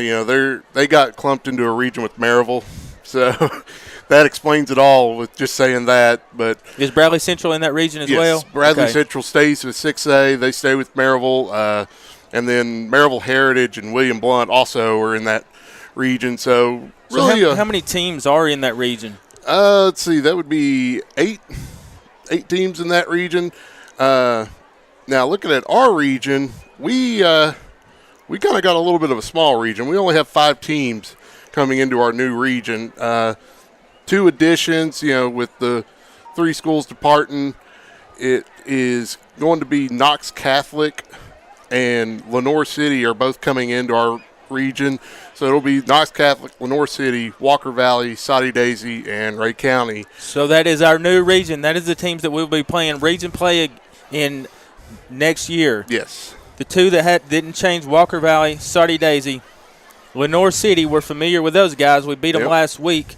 But what about this Knox Catholic team, who is essentially a private school that's using the TSSAA multiplier with regards to their enrollment, which you take their enrollment and it's 1.8, and that bumps them up to what? Does that bump them up to 5A, or do they get bumped again? That bumps them up to 5A based on their numbers. I think it bumps them up to somewhere in the 1,400 range. So they're kind of like medium-high in the numbers bracket, and they don't offer – one of the arrangements for them to stay in the public school division was that they couldn't offer any financial aid or any assistance to their students now. So that's how they're staying in, into the public school side. A lot of those private schools went to the private school side of the association, so because they can now offer tuition and student assistance and so forth. But yeah, it's going to be interesting competition-wise with them. I mean, they bring back a pretty good football team. Granted, they're losing some really good players off of this year's team, but they got the Mays kid who's committed to UT coming back next year. They got some really good players coming down. That it'll be an entertaining football game next year between us and them. So what happened first before we kick it back to a break? What happened to Oak Ridge? Why didn't Oak Ridge is 5A as well. Why did we get Knox Catholic, who is on the other side of those guys from us? What happened? That's a good question. There's a lot of speculation going on right now. A lot of people thought that Oak Ridge, being geographically closer, would be with us, and maybe even Knox Carnes. But for some reason, Oak Ridge got bumped up to the Knoxville region with Carnes, and that region also consists of Knox West, Knox Powell. Clinton's in that region. Campbell County's in that region. Just thinking off the top of my head who else is in that region, but I mean, it's a loaded. Oh, Fulton's in that region, yeah. That should be fun. That'll definitely be fun for them. So I'm looking forward to the challenge of going to play in Knox Catholic next year, and maybe they'll come down here. I'm not sure the schedules are not out yet. Is that correct, or the regions? No, that's scheduling will come in December, early December. Is that correct? That's correct. In fact, actually, me and Micah Rulin were talking about that earlier today. He's got to find 6 non-conference games for us next year. Absolutely. Wish him luck with that. We're going to take another quick break before we come back with the second half action. You're watching Ray County Football and Ray Review.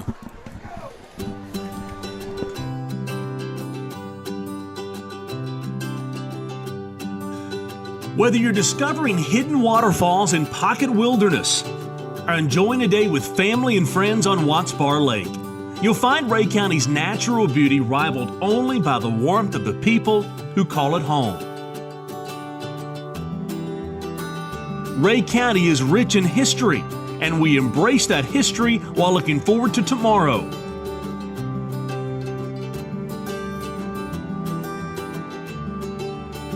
We also have one of the top medical facilities in the Southeast. Ray Medical Center delivers the right care right here in Ray County.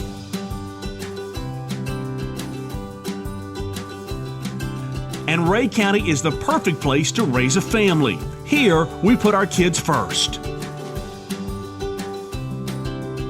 We built a state-of-the-art high school, giving them the tools they need to develop into tomorrow's leaders. In today's world, you need reliable power, and we have that here as well. Chattanooga State in Dayton provides students with the skills that they need to excel in today's workplace. Bryan College students are also making a difference. They are the fiber of our community. But don't forget, this is God's country. blessed with fertile soil and abundant wildlife. So blessed that top anglers took notice. Bassmaster recently ranked Lake Chickamauga number 7 in their top 100 bass lakes. So whether you're looking to relocate, start a business, or maybe even it's time to kick back and retire, Ray County leaders are committed to ensuring that you find your dreams right here in Ray County, Tennessee.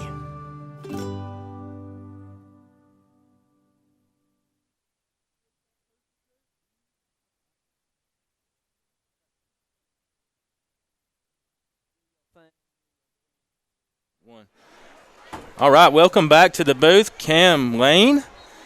We've got some pretty cool halftime stats to share before we kick off the second half. Eddie Davis led the Eagles in rushing with 71 yards on 11 attempts.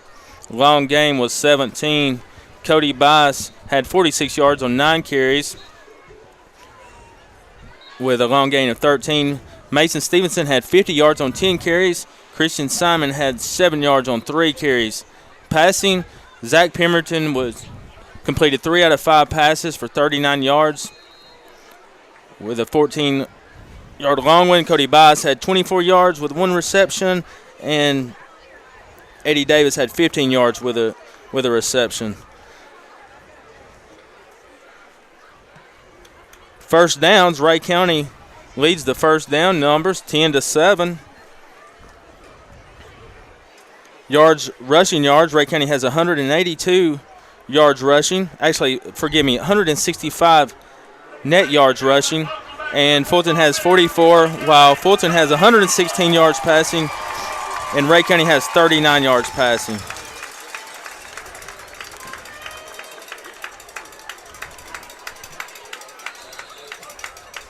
All right, before we kick off this second half, want to give a shout out to Eddie Davis from his godmother and her son, Eddie Davis. James Sharp is in attendance. He's currently playing football for Lindsey Wilson.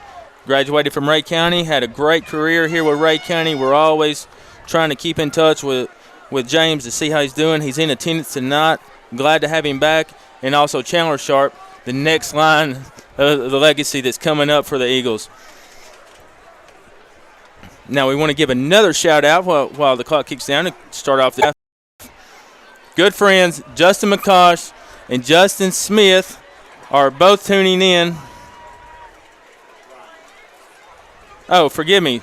Justin McCosh and Ryan Smith are tuning in from the Appalachian Trail. They're 25 miles deep into the Appalachian Trail, but they're still tuning in to the Ray Review broadcast.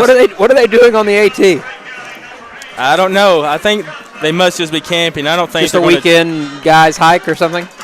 They must just be going up there. They think it. I don't know if they think it sounds cool or something, but yeah, I don't think they're going to take on the whole trail. But if you do, guys, we wish you all the best.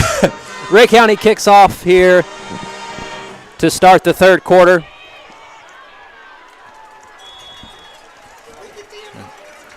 Farragut will take over 1st and 10 at their own 28. Rhea on the stop. First down, Admirals from the 28.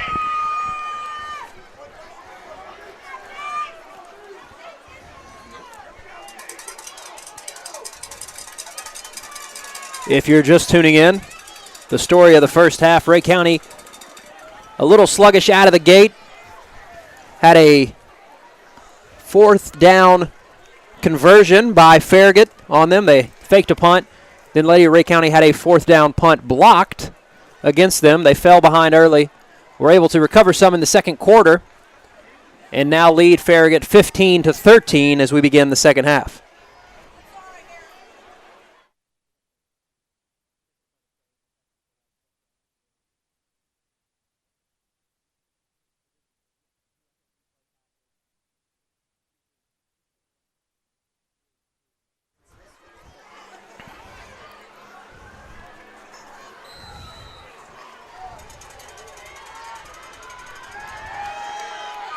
Fulton going to go to the air here on first down. His pass is caught. That is Jack DeVault, who is going to move the sticks here right out of the gate in the third quarter.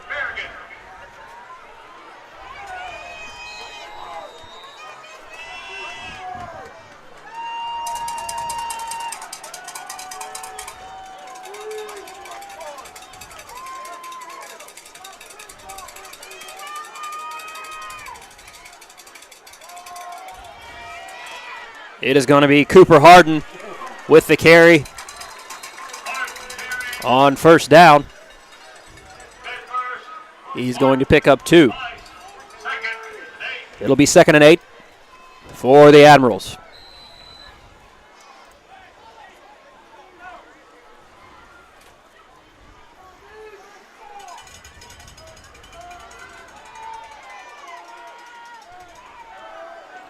Fulton looks out right. He is going to connect once again with DeVault, who is going to have another Farragut first down.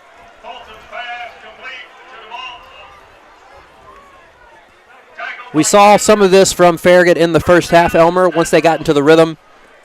Some quick 5-yard outs that they have now connected on. Hopefully we can interrupt that rhythm and get a couple stops.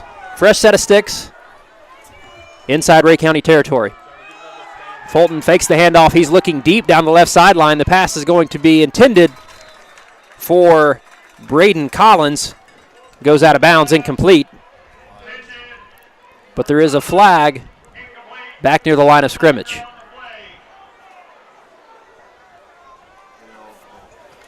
It is going to be against Farragut, an ineligible receiver downfield.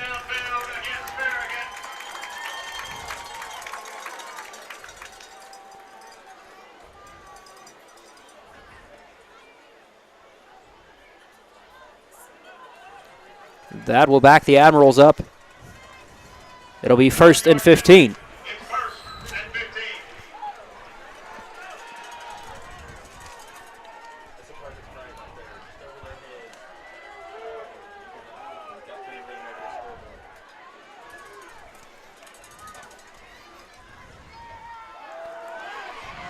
Harden is going to get the carry here on first down. He has broken a few tackles and out. Finally brought down at the 20. A huge run on first for Harden. It is a first down, Farragut.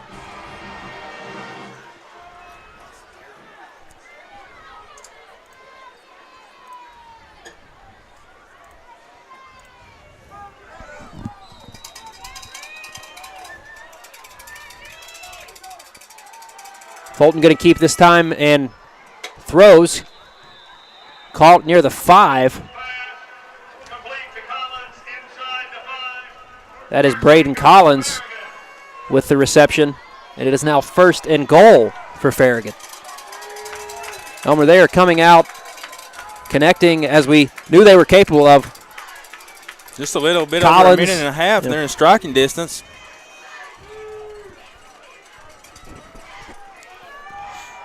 Looking to the right, it is going to be a touchdown catch by Jack DeVault.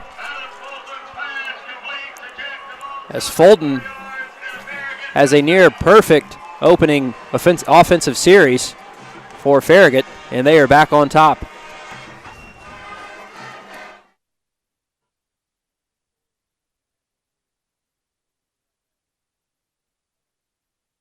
Okay. 3. Doyle on for the PAT. It is up and good. So with 10:05 left in the third quarter, correction. It was no good. It looked like it was good from where I'm sitting. They're going to say it's no good. So with 10 minutes and 5 seconds left in the third quarter, Farragut now leads Ray County 19-15. We'll be back in just a moment. I am the difference maker.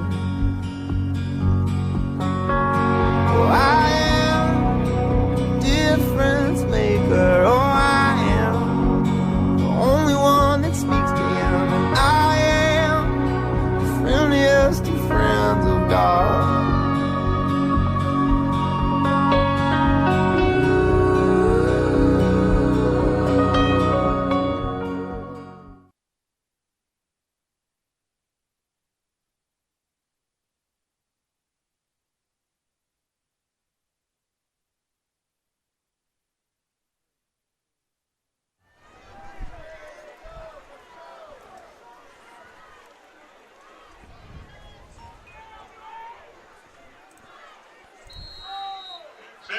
So Christian Simon and Cody Bice back deep to receive the kickoff after the Farragut score. They lead 19-15 after an opening touchdown drive here to start the second half. Christian Simon is going to field it around the 12. He's out across the 20 now, the 25. Still on his feet, going to be brought down around the 31 where the Golden Eagles will take over on offense.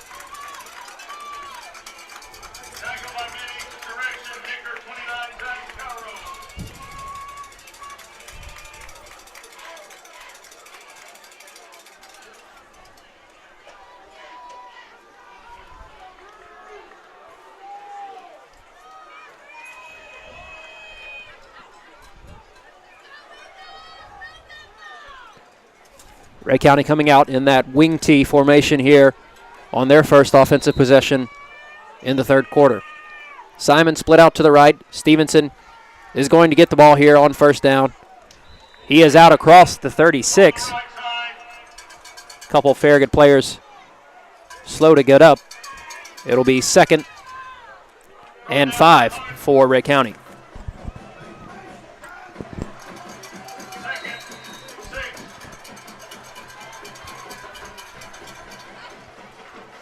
So the question really is, can Ray County force their will on this Farragut defense and continue to wear them down and hope it pays dividends in the fourth quarter?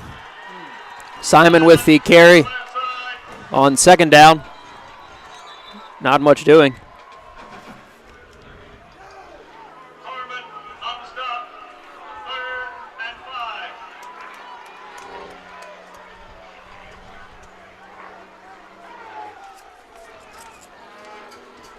So it'll be 3rd and 5 for the Golden Eagles.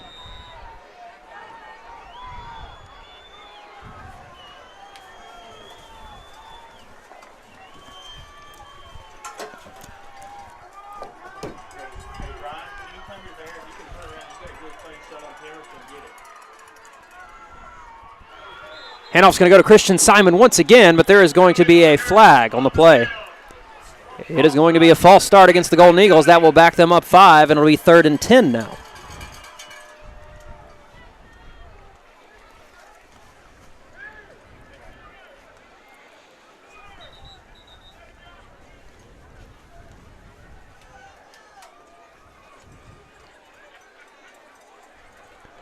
Elmer, we heard Coach Pemberton at the half mention that we cannot afford to make the same mistakes here in this second half if we're going to get the win.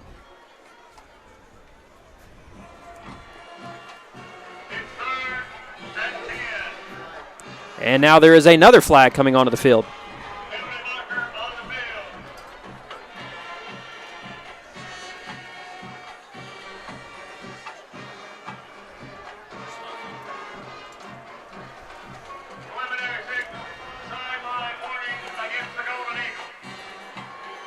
So it is going to be a sideline warning against Ray County.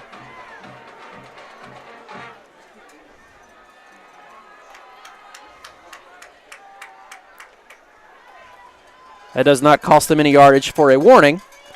But the next time, I believe half of the Ray County fans have to leave. Is that the rule? I'm looking at Cam Meadows. He said no, that is not correct.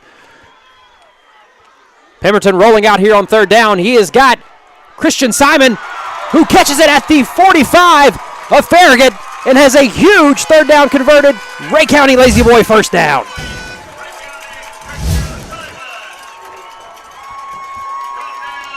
That play's definitely worth a second look. Play action rollout.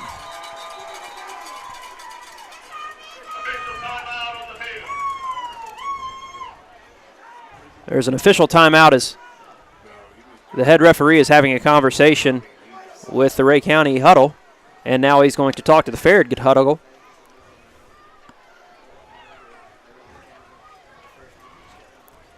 These officials are a very concerned group.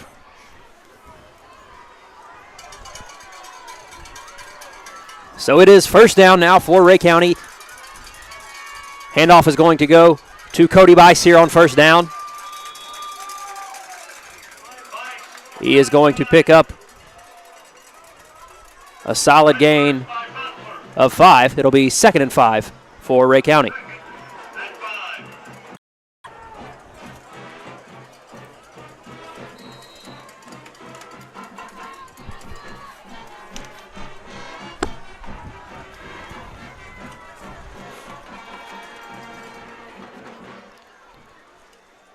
Bice with the carry again here on second down. He's got out across the 30. He is going to have enough for another Ray County Lazy Boy first down. So Let's take a look at this run real quick. Watch this surge by the Ray County offensive line.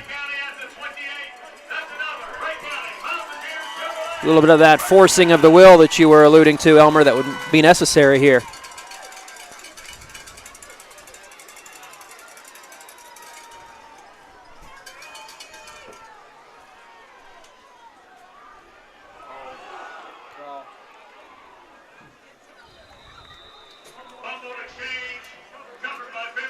So there was a fumble on the handoff exchange. Pemberton was able to recover, but we'll lose a couple. It'll be 2nd and 12 now.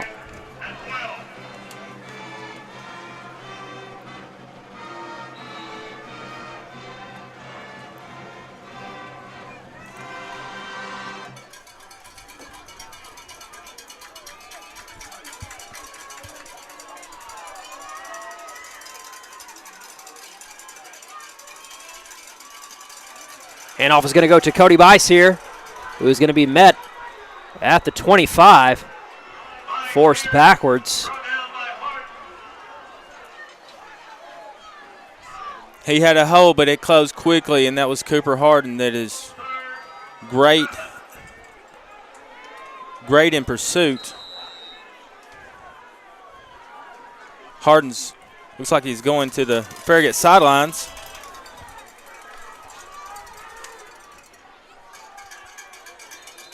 There's going to be a flag. It looks like there's going to be a false start against Ray County. That will back them up 5, and it will now be 3rd and 12 for the Golden Eagles. Really got to rein in some of these petty mistakes here, Elmer, especially now that we're trailing. It's hard to get a lot of momentum taking 1 step forward and 3 steps back.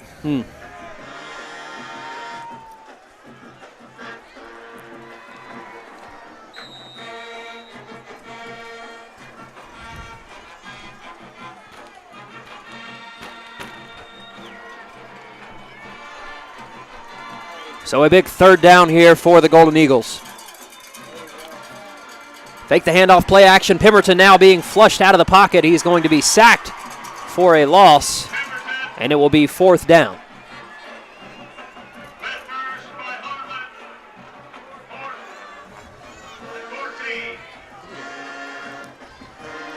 Ball is at the Farragut 32. It would be a 49-yarder if we did decide to bring on Logan Johnson. It looks like that will not be the case as Zach Pemberton runs back in the play.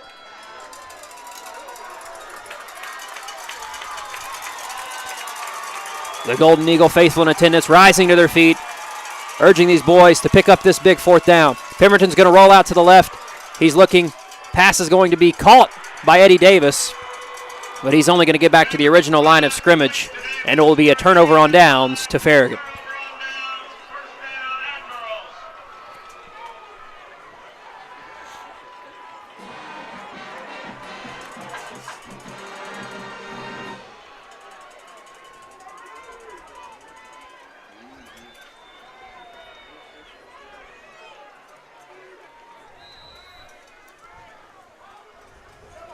Farragut getting the ball back here. 5 minutes, 25 seconds left in the 3rd quarter. They are leading Ray County 19-15.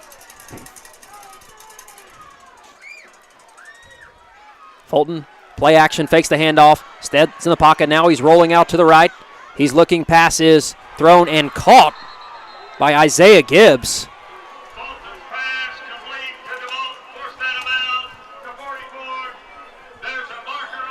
There is a flag. I was going to mention, it looked like Gibbs might have got away with offensive pass interference. There was a lot of traffic over there, and he seemed to somehow push his way free to find space to make the grab.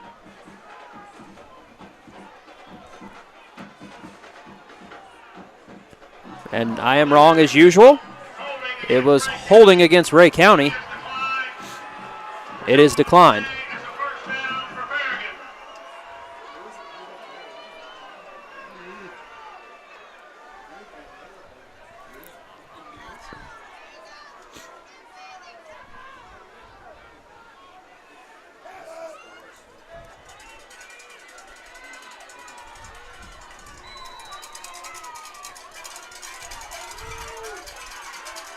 Handoff here on first down. Goes to Ammon Johnson, who's going to pick up a couple.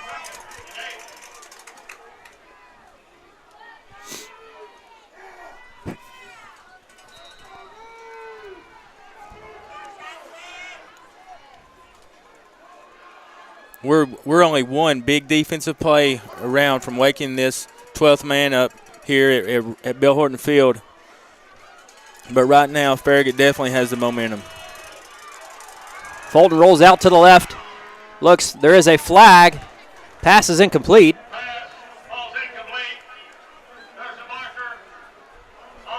Tyler Brown, not exactly sure what the call is.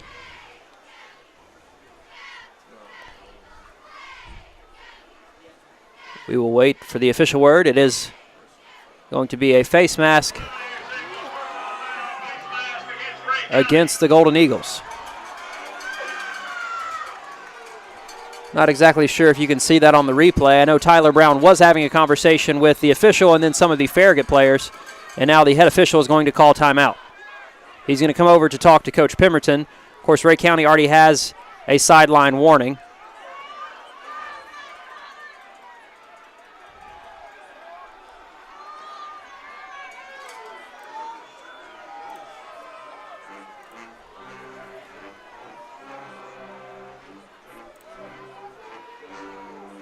And now he's going to go over and talk to the Farragut head coach. Not exactly sure. Elmer, I would say it's been a fairly well-officiated game. I don't believe he's lost control at this point, but I am definitely curious as to what the happenings are on the field right now.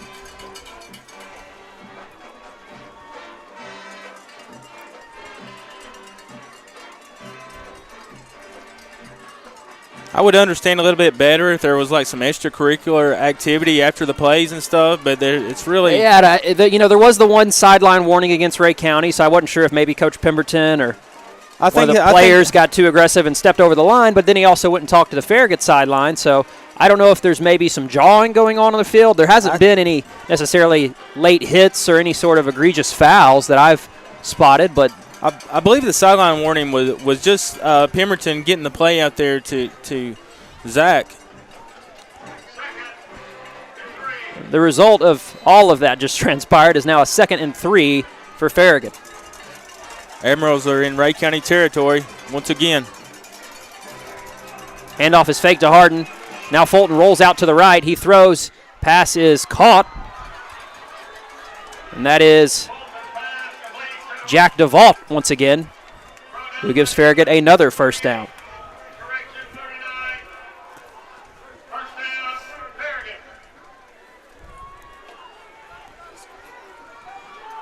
With Ray County trailing 4 by 4 here with 4:33 left in the third quarter, Elmer, you got to believe that the Golden Eagles really need to get a stop here. Cannot afford to go down by 11.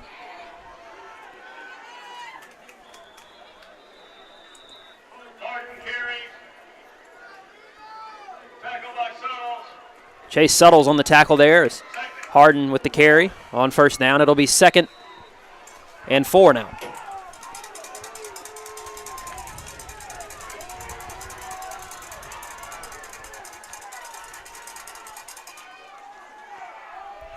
Harden with the carry once again. There is a flag thrown in near the line of scrimmage. Harden will have enough for the first down, pending on the result of the penalty.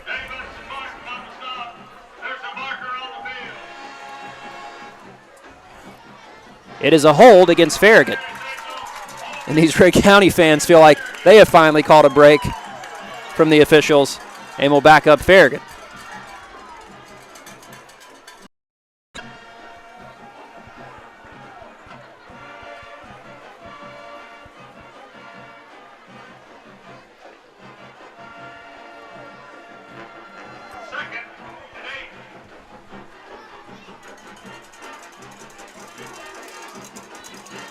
after the holding yardage is tacked on. It will be 2nd and 8 now for Farragut.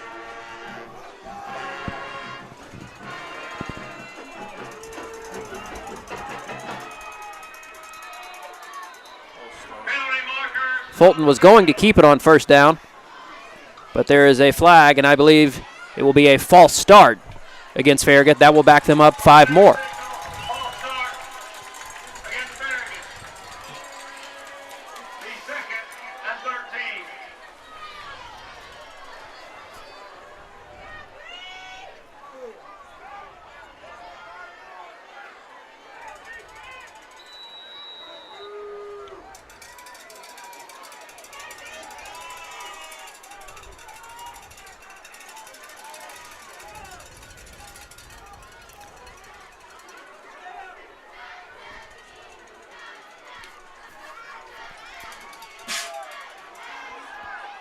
And Fulton is going to keep it again here on this play, and he is going to be swallowed up. That is a host of Eagles. Tyler Brown, Mason Stevenson, Chase Suttles, Parsons. They're just about every defensive player really contributed to that sack there for the Golden Eagles.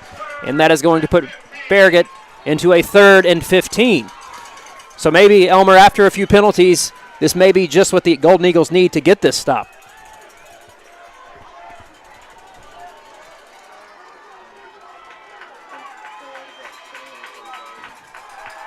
Fulton looking to the right. It is going to be thrown, and they're going to say he was out of bounds. The pass was caught by Jack DeVault, but they're going to say it was not in the field of play, and that will now be 4th down for Farragut. Ray County catches a big break there, Elmer.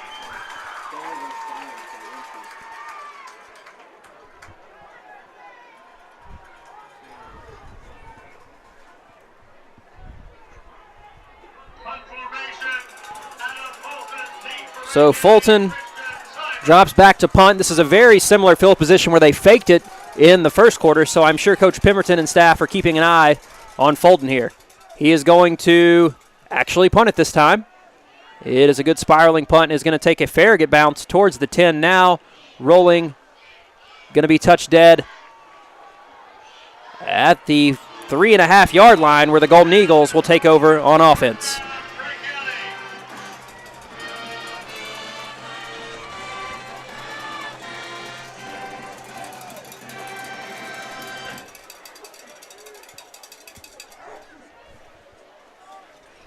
So that drive took a little bit of time off the clock as well. A lot of flags, a lot of penalties. A lot of conversations. A lot of conversations. Hard to get a lot of momentum going. Yeah. I didn't know this was a talk show, Elmer. It is 1st down, Golden Eagles. Handoff is going to go to Cody Bice. He's going to be hit hard near the 10. Going to pick up about 6. We'll call it 2nd and 4. So that's Ray County going back to the edge, trying to get around that corner. But a nice pickup, 6-yard gain for Ray County. Gets them back out of that danger zone there inside the 5 for sure. We saw that in the second quarter when Ray County was able to get a safety against Farragut, had them backed up inside their own 1. 2nd and short now for the Golden Eagles. Handoff is going to go. Not much doing here. I believe that was Eddie Davis on the carry. No, it was.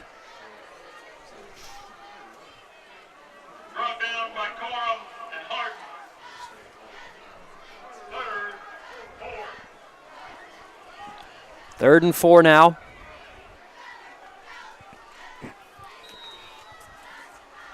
Correction, I believe that was actually Cody Bice on the previous carry.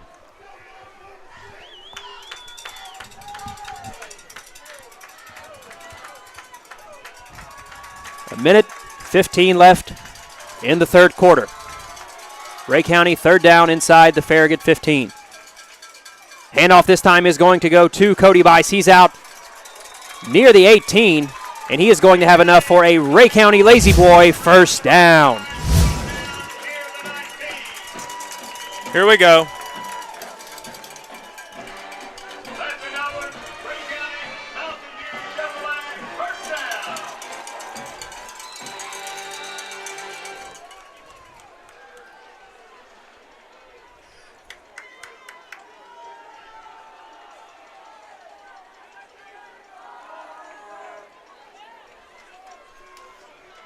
First down handoff is going to go to Cody Bice once again. He is just fighting off tacklers, Elmer.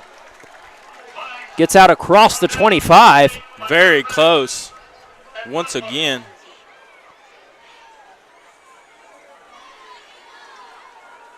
Cody Bice running with some serious intensity here in the third quarter.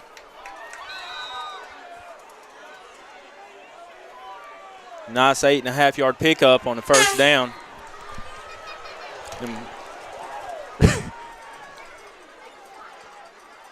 Bice gets the ball once again, breaks a couple tackles, gets out, still on his feet at the 40, rode the tackler, gets out across the 50, finally going to be brought down inside the Farragut territory at the 45 for a huge Ray County Lazy Boy first down.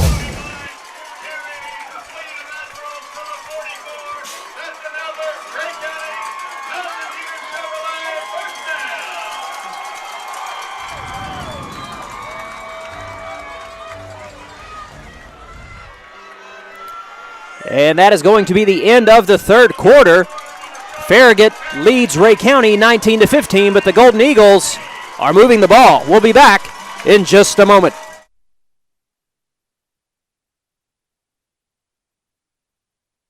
As part of Ray Medical Center, Professional Therapy Services of Ray County shares the same commitment to excellence as Ray County Athletics. Allow our professional staff to get you back in the game. Providing physical therapy for Ray Medical Center. The right care right here in Ray County.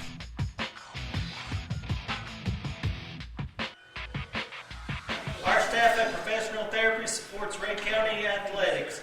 Go Eagles! Woo! Get back in the game!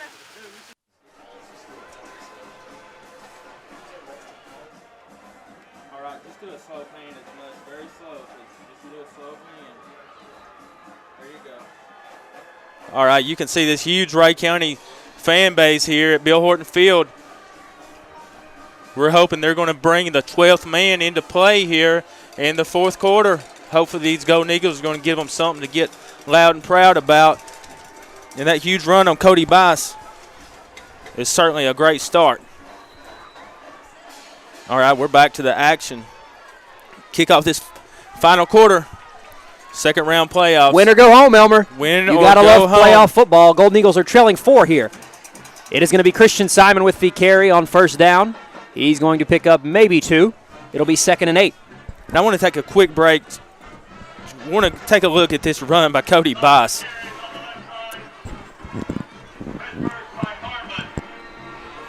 Did not go down. That was reminiscent of a huge Mason Stevenson run last year against Farragut. It could be Cody Bice that has a hot hand tonight. Ray County breaks the huddle in that power T formation. Handoff is going to go to the Sheriff this time, who's out across the 40, fighting ahead for yards. He's going to be brought down at the 38. He will be a couple yards short. It'll be 3rd and 2.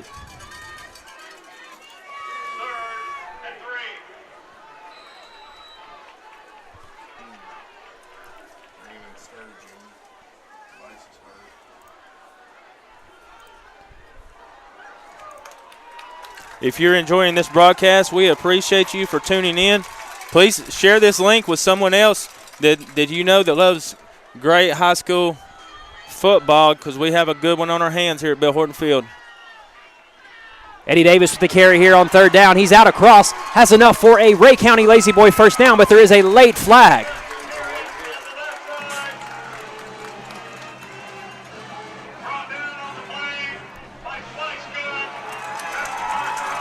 It is a personal foul, a late hit. So that will tack on 15 more. And that's going to wake this crowd up a little bit more.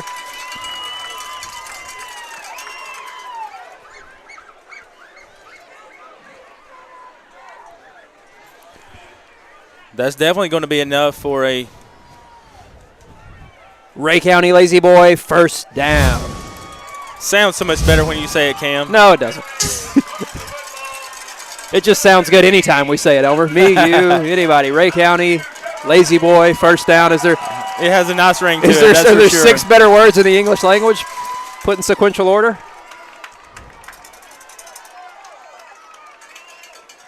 Davis with the handoff here.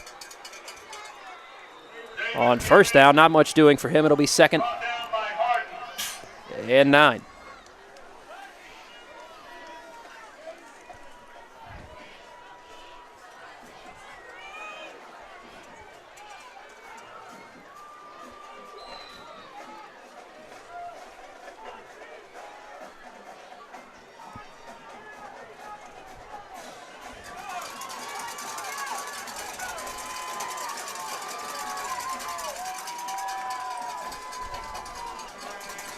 Chris Sturgeon going to get in on the action here, because we do have an injured Cody Bice being attended to on the sideline. We'll definitely have to try to get an update from Larissa Cannon.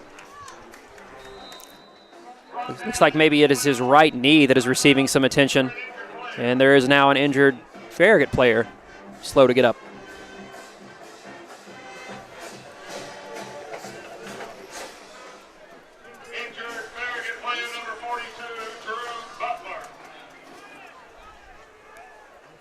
Cody has gotten up off the bench. He is favoring his leg heavily, hobbling around, not able to put much pressure on that right leg. And Elmer, that does not look good for the Golden Eagles here in the 4th quarter. No, it doesn't.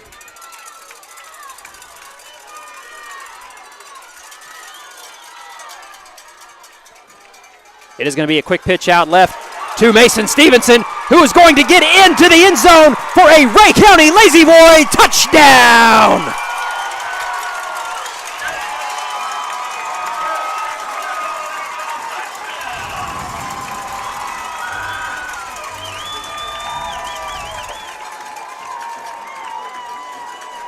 Let's take a quick look at that play. We have... And this PAT here is of some consequence. As we mentioned in the pregame, they have a very strong kicker. This would stretch Ray County's lead to 3. Apologize, we missed that replay from Mason, but Johnson's kick is up, and it is good. With 9 minutes and 4 seconds left in the 4th quarter here, Ray County now leads Farragut 22-19.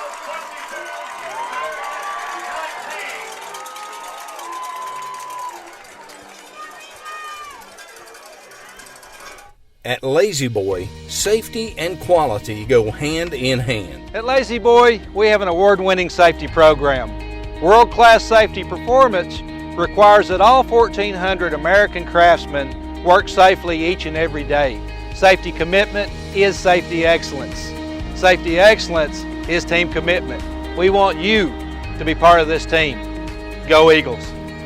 If you're interested in joining our award-winning team, stop by our Lazy Boy office to submit an application or give us a call at 775-3900.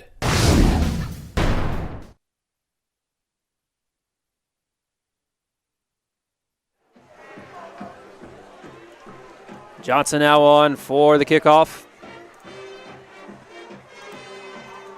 It's heading towards the out of bounds, and it will go out of bounds near the 5. So Farragut will take over at the 35.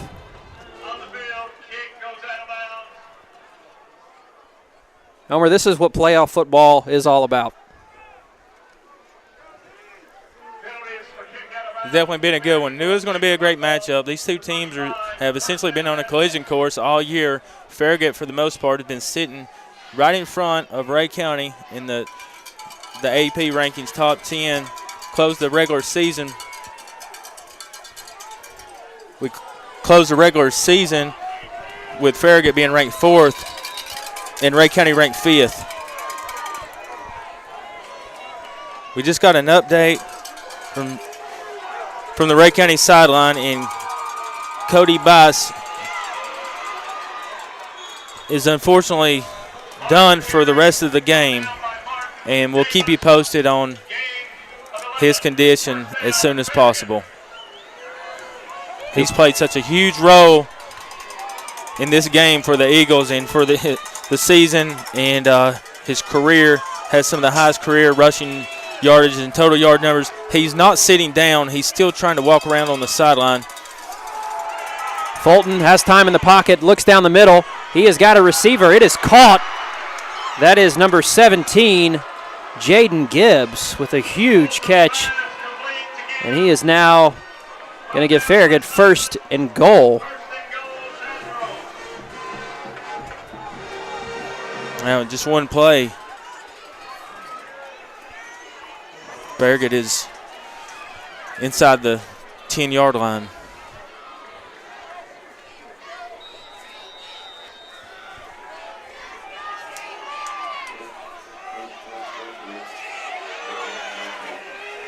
Harden with the carry on 1st down. There is a late flag.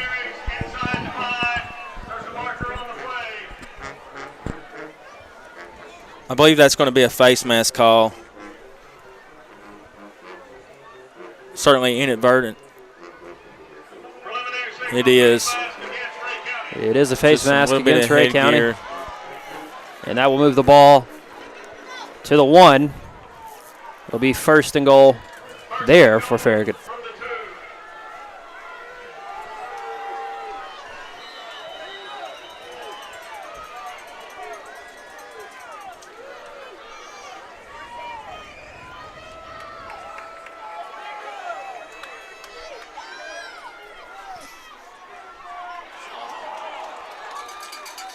Still waiting. It looks like we did stop him here on 1st down. Harden is brought down short. 2nd and goal now.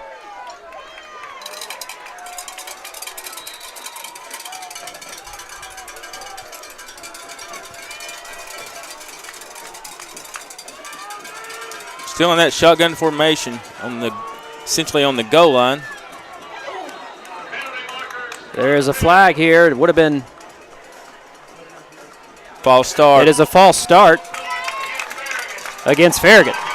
That will back them up, give Ray County's defense a little bit more room to work with.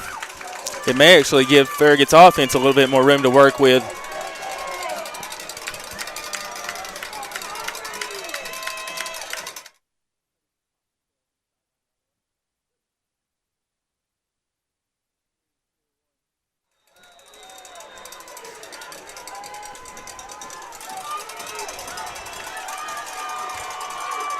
So Fulton out of the shotgun, another flag here, and another false start against Farragut.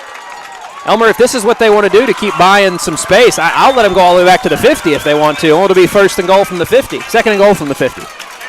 If that's what you want them to do, if that's what you think they need.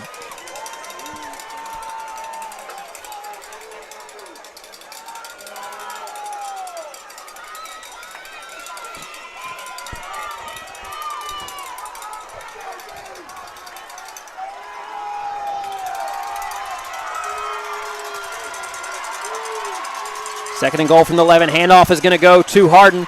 He's going to break a tackle, and he is into the end zone.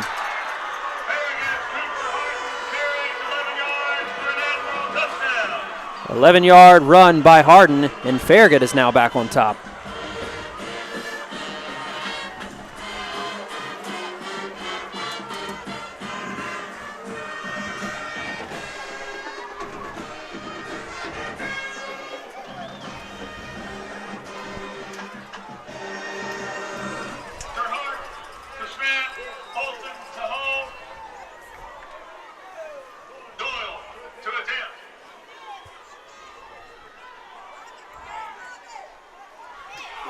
Eddie Davis very nearly blocked the PAT, but it is good. And with 7 minutes and 12 seconds left in the ball game, Farragut leads Ray County 26-22. We'll be back in a moment.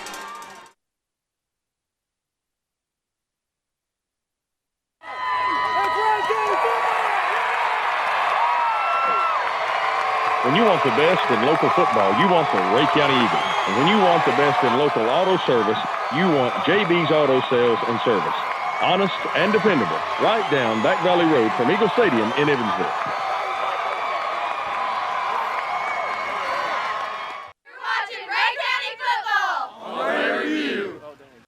Hi, Hi, I'm Lenita Sanders with the Women's Care Center.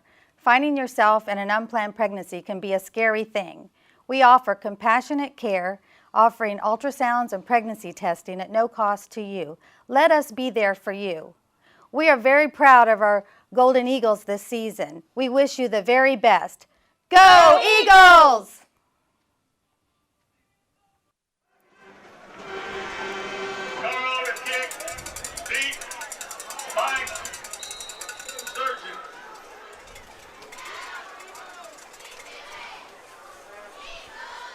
Farragut kickoff is going to be fielded by Christian Simon at the 5. He's out now to the 20. He's got some space out across the 30, out across the 35, the 40, still on his feet, going to be tripped up at the 41. A great return from Christian Simon to get the Golden Eagles good field position.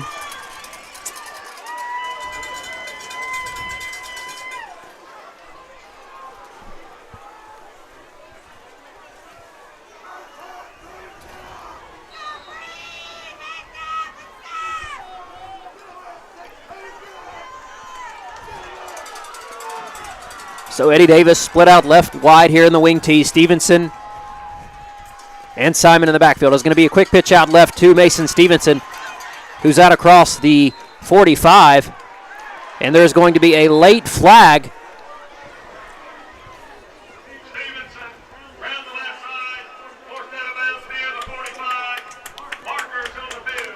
They're going to say it is going to be a face mask. Waiting to see if it's against Ray County. It is against Farragut.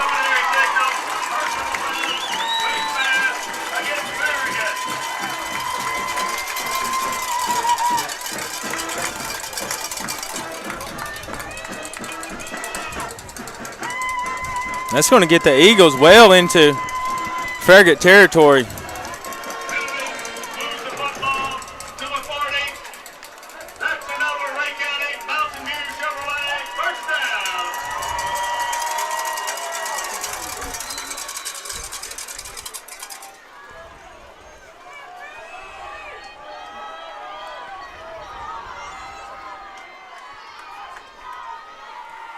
Eddie Davis going to get the ball here on first down. He's going to dive ahead, gets out near the 35, is going to pick up close to 5. We'll call it 2nd and 5 now for Ray County.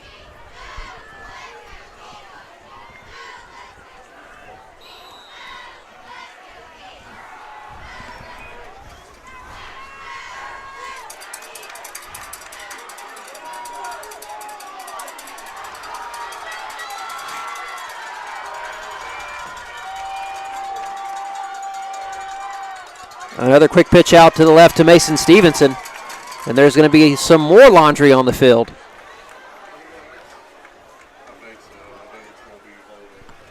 Stevenson on the left side. There's a marker on the play.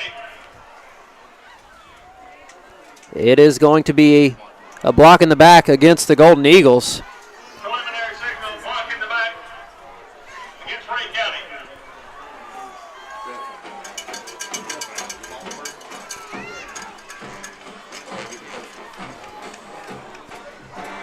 So the result of the penalty will be a 2nd down and 14 for Ray County. 2nd and 14.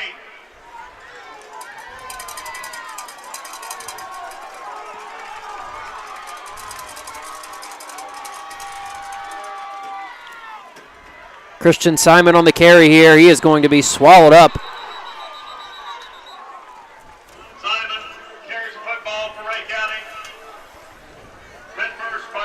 And it will now be 3rd and 14 for the Golden Eagles. Elmer with under 6 minutes left now in the ball game. And being on the Farragut side of the field, do you believe this is 4 down territory for the Golden Eagles?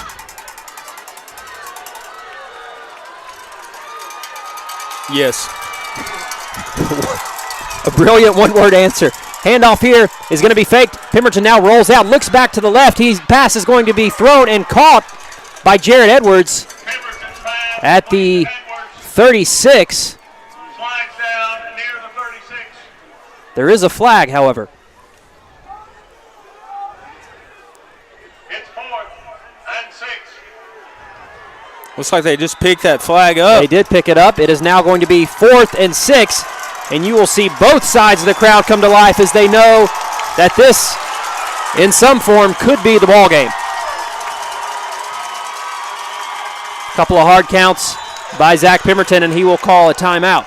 It will be Ray County's first timeout of the second half. With 4:52 left in the game, Farragut leads Ray County 26-22. We'll be back in just a moment. Hi, Golden Eagle fans. I'm LeBron Purser, the manager of Farm Bureau Insurance in Ray County. I'm here to tell you about a special promotion we're running. This year, we're going to be giving away 4 season tickets to Tennessee men's home basketball games, along with a parking pass. All you've got to do to qualify is come by my office at 1611 Railroad Street. You'll register to win. Each week, we'll be drawing a name out, presenting you with 4 free season tickets to a Tennessee men's home basketball game, as well as a free parking pass. Stop by 1611 Railroad Street today to register for the $200 value. 4 season tickets and a parking pass. And on behalf of all of us at Farm Bureau Insurance, go Eagles.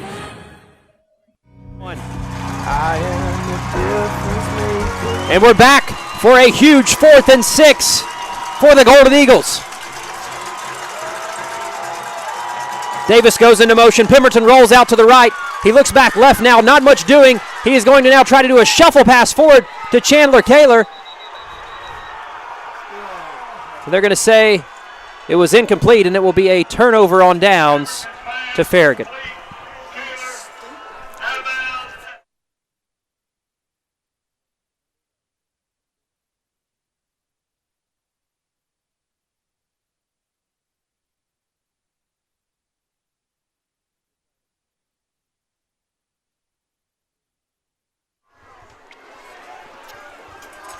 So 4:44 left in the game. Farragut with the ball. They lead 26-22. Ball at their own 40. Handoff is going to go to Harden here on first down, who's going to be brought down after a gain of 3. Ray County does have 2 timeouts left.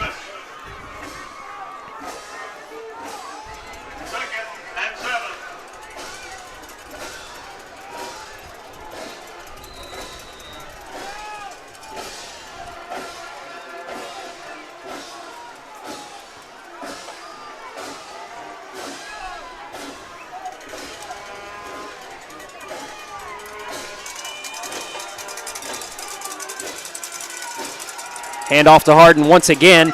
He breaks a couple tackles and has still on his feet out across the 40, now to the 30. Going to finally be brought down at the Ray County 20.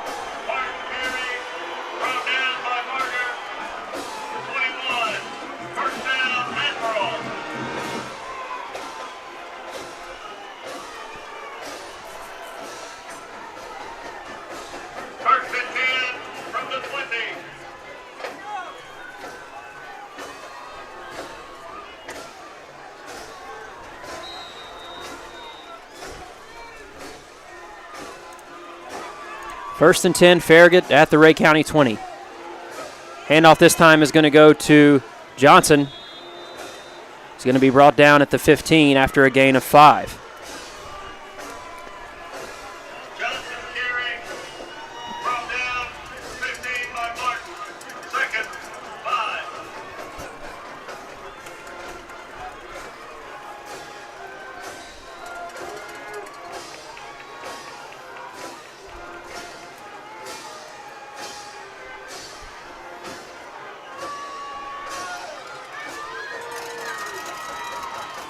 Johnson gets the ball again, picks up maybe a yard. Clock will continue to roll. There is a late flag.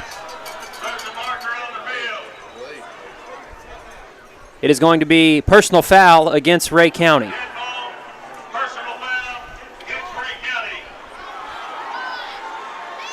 The official saw something there that he did not like. And that will give Farragut the ball first and goal at the 7.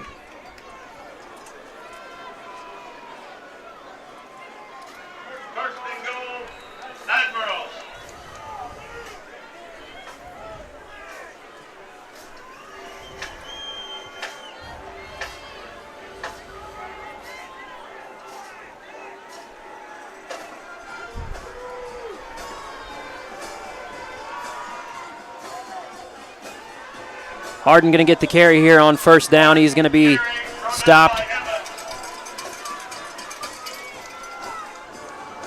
No gain on the play. It'll be 2nd and goal from the 7.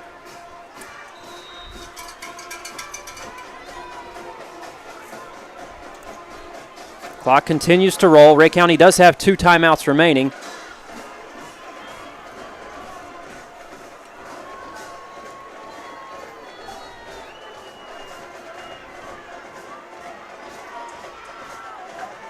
Harden with the carry on 2nd down. Picks up maybe a yard. Coach Pemberton will burn a timeout now. With 2:06 left. Farragut leading 26-22. Coach Pemberton calls his 2nd timeout of the half. Elmer, if we can get a stop here on 3rd down and force a field goal, if it was converted, that would make the score 29-22. We'd still be down just 7.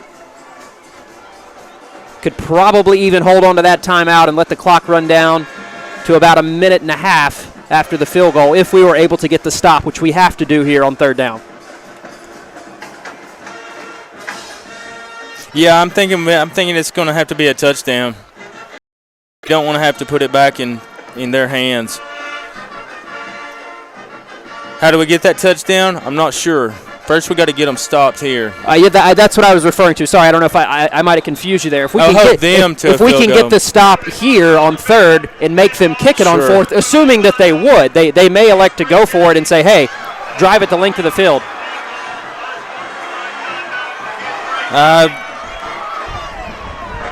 There's another call apparently in the timeout and unsportsmanlike conduct.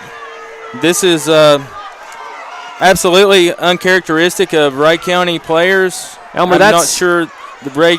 Coach Pemberton is he's not too happy about that call. He's having a conversation. I don't know what happened. I was looking at you away from the field.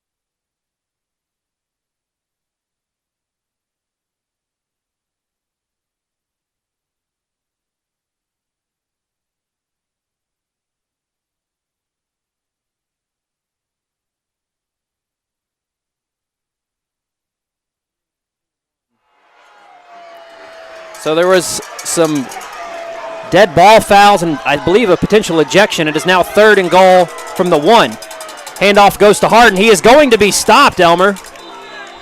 Harden carries, brought down in the backfield. Davis, it's 4th and goal. It is now going to be 4th and goal, Elmer. Coach Pemberton letting the clock roll. Decision time for Farragut. They can elect to kick the field goal. We know it's essentially a PAT from this distance. They have the kicker that can do it, or they can try to score. Ray County gets the stop, say, hey, you've got a minute, 20 seconds with a timeout. Go the length of the field and try to beat me.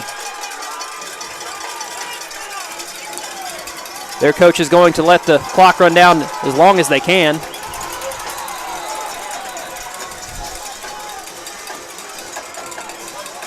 We are having all sorts of issues right now, Elmer. I don't know if the game clock or the play clock wasn't going.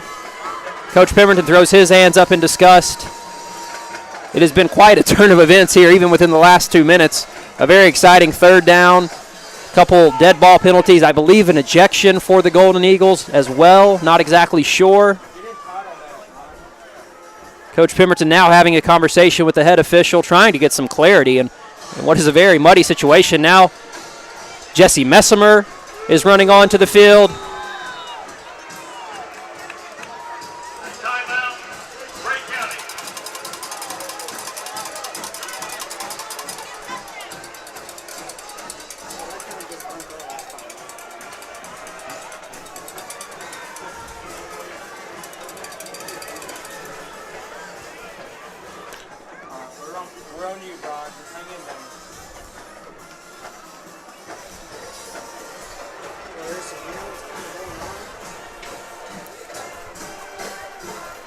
I'll be honest with you. I can't really make heads or tails out of this situation. Only one thing I'm certain of, it's not going in Ray County's favor. Well, Ray County did call their final timeout.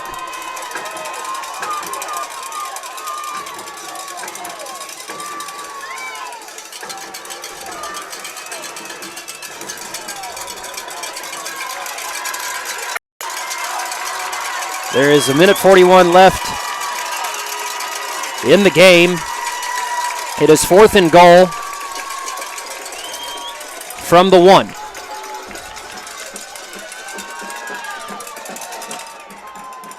And it looks like Farragut is going to go for it, Elmer.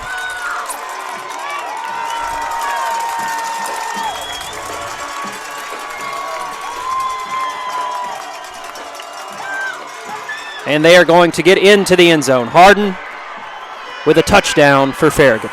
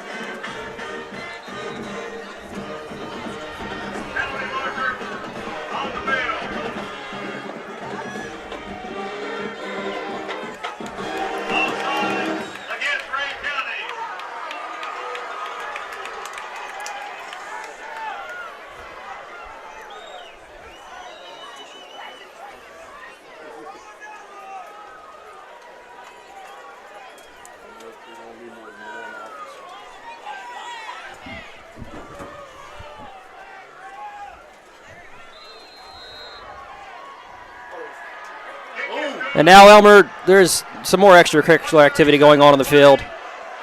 And this has gotten a little bit out of hand now. There are going to be several flags now. Can probably anticipate.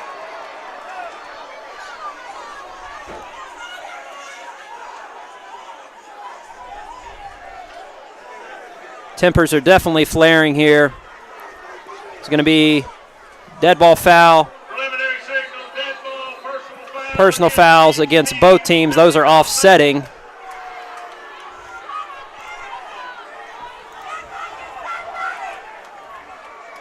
Farragut coaches are now going to huddle their players up and say, guys, we have this game in the bag. No reason for any fighting, for anyone to get ejected, to potentially get injured for next week.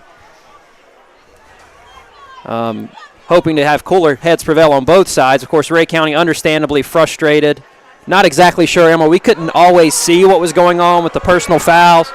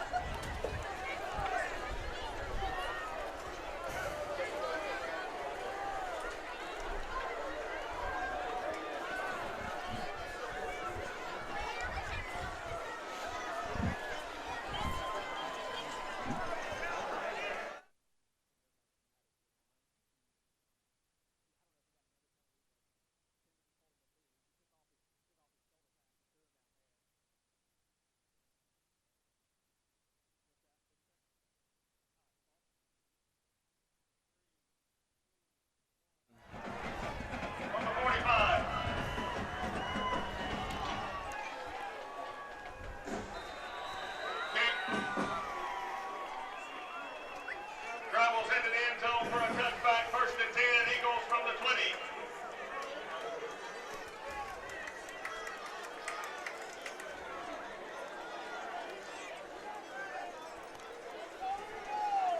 Well, friends, I've seen games that's looked pretty hopeless here at Bill Horton Field, and they've came out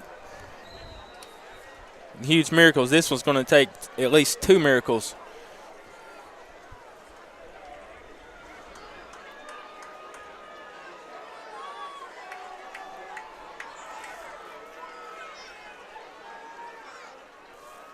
Christian Simon goes into motion. Pemberton rolls out left. His pass is going to be intended and broken up. Intended for Eddie Davis. In and out of his hands.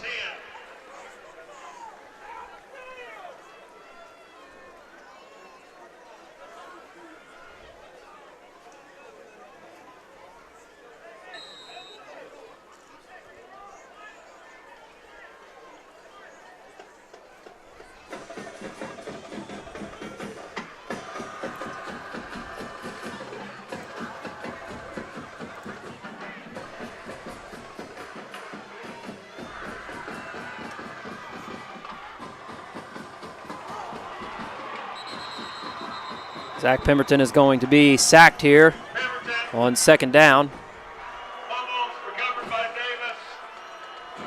Sorry, correction, it was a fumble by Zach that was recovered by Davis. I believe it is Zach Pemberton who is a bit slow to get up here.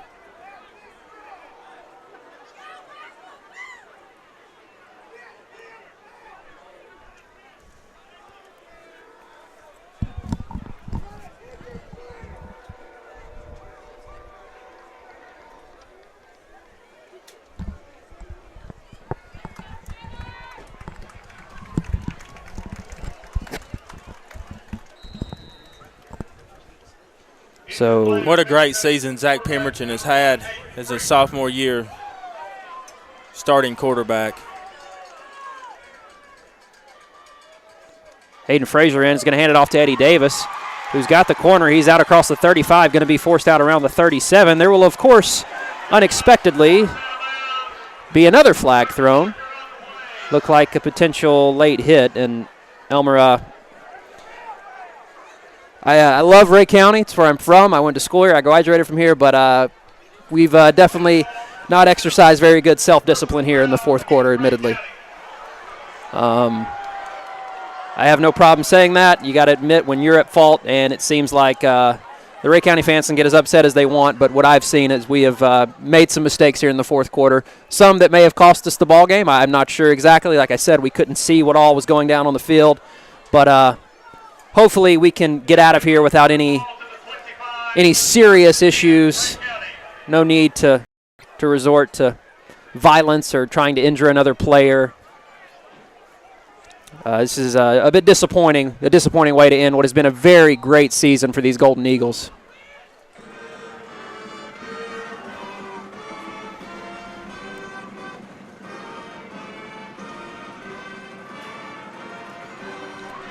Christian Simon here with the carry. He's out across the 40. He's going to have a 1st down. That is a Ray County lazy boy 1st down. This coaching staff trying to will some belief into this team. We're definitely not out of the game, and there is now an injured Farragut player.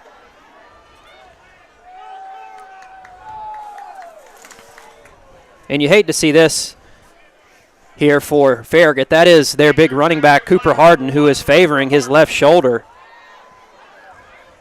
I'm not really sure why Cooper is still in the game for Farragut. He is a key defensive linebacker, but you would think being up 11 with no timeouts for Ray County and just over a minute to play that perhaps you would give his backup a chance to secure the victory here. Hopefully he will be okay if Farragut does advance. The game is not over. We should not act as if it is. It's minute 1 second left, down 11. Ray County with the ball.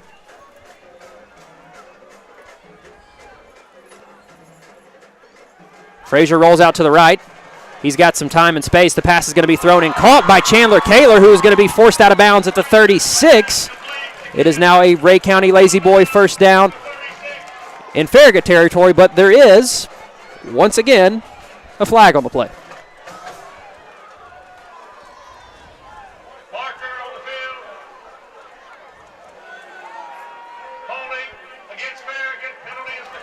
It is a hold against Farragut. That penalty will be declined. I think these penalty calls have really consumed the game. I think it's been two sides to the coin. It looks like Cooper Harden is back in the game now, so that is encouraging to see for Farragut. It looks like these refs really came out with an axe to grind early on at the beginning of the game, not necessarily towards Ray County, but just trying to instill some kind of order that didn't really need to be instilled, and it brought forth a level of frustration. All the flags that we've got a pre-snap flag here. There's going to be a false start against the Golden Eagles.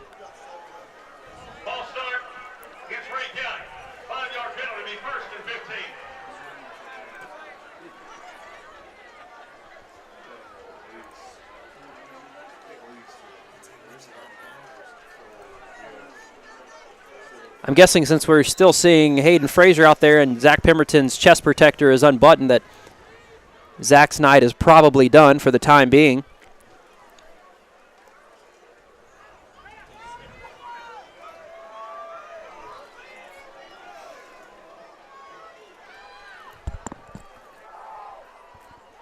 Frazier takes the snap. He rolls out.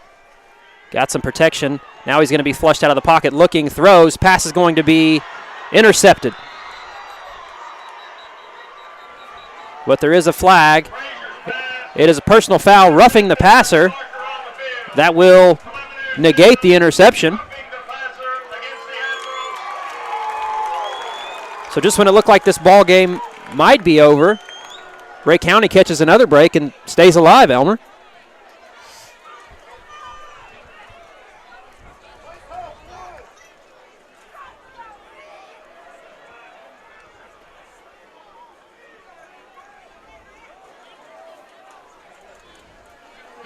So after the yardage is tacked on, it'll be 1st and 10 for Ray County from the 26 of Farragut. That is another Ray County Lazy Boy first down. Frazier is going to play action, fakes the pass to Simon. Now he's looking to the end zone. The pass is thrown, and it is caught by Eddie Davis for a touchdown.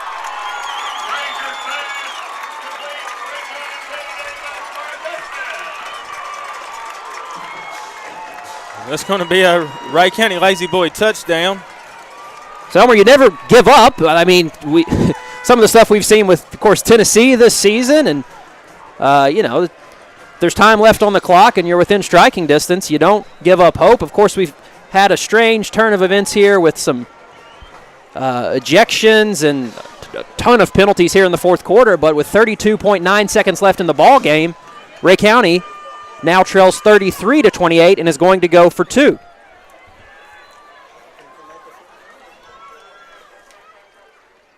It's going to be a quick pitch out left to Mason Stevenson, who is going to trot into the end zone. The 2-point conversion is good. So with 32.9 seconds left, it is Farragut 33, Ray County 30. So Logan Johnson getting some onside instruction here from Coach Pemberton and the special teams coach. It is going to require a Ray County recovery of an onside kick with no timeouts left. If Farragut does get the ball, they will be able to take 2 knees and the game will be over.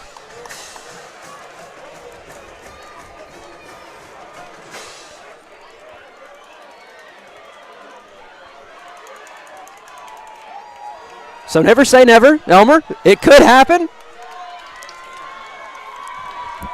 Travis Aikman behind me on the scoreboard thinks it will happen. He's seen it happen. You know, you don't ever put an onside kick necessarily on the kicker. Logan's had a great season, but of course, us being big fans of him and connected to the soccer program at the Ray Review would love to see him just drive one into the turf here that was able to be recovered by Ray County. We are definitely going to watch in an excited anticipation.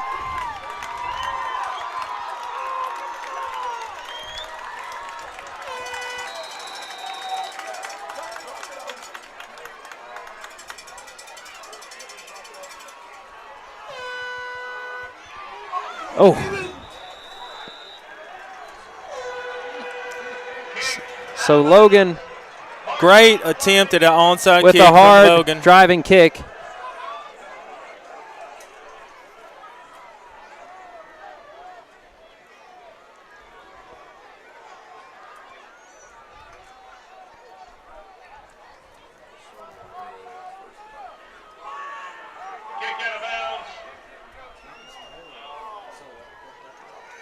Farragut will take the football at the spot. The ball went out of bounds. First down, Admirals. So I'm going to tell you right now, there are definitely two sides to this coin with regards to these penalties. I have to speak on behalf of Elmer, if you've ever wanted to time an official's 40, I would say this staff will be getting out of here as quickly as possible after these two snaps. And Eddie.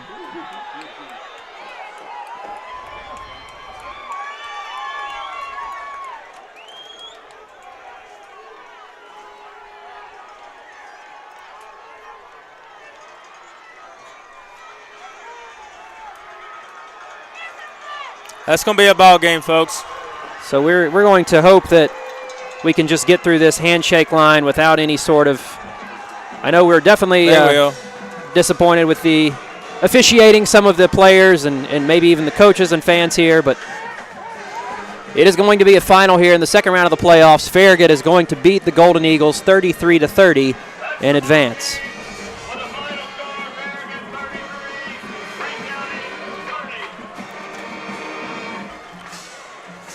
So it's going to be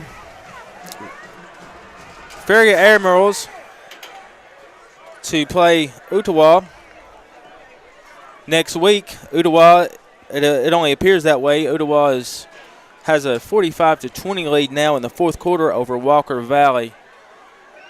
And I just would like to salute these Ray County seniors and congratulate this Ray County team for being here in the second round of the playoffs. And these seniors, what careers, what heart and soul they've put into this program over, the past 4 years. They've had like 52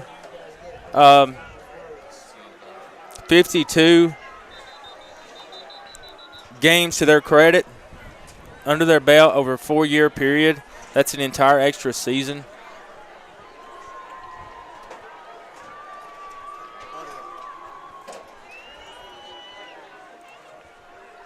We're going to kick it down to the sideline, down to the field. Nothing to hang your head about. You left it all out on the field. We just made so many mistakes, we couldn't overcome them. That's okay. The sun will come up tomorrow. You seniors, I love you, man. I love you guys. Y'all did a great job for us. Maybe the winningest group of seniors to ever come out of this high school. That says a lot about you guys. Don't let this thing get you down. Don't let it get you down. You underclassmen, you give these seniors a big hug. It's a big part of it. Give them a hand right here. Give them seniors a hand.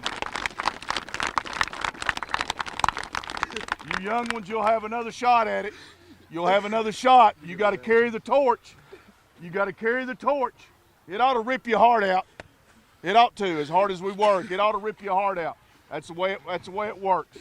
Sometimes it doesn't end the way you want it to end. Hey, that's the way life is. You got to battle back. You got to get up. You got to move forward. That's what we will do. That's what we'll do because we're Ray County. I'm proud of you. I'm proud of the work you put in to get to this point. Now, you younger guys, it's your shot. How hard are you going to work to follow these seniors?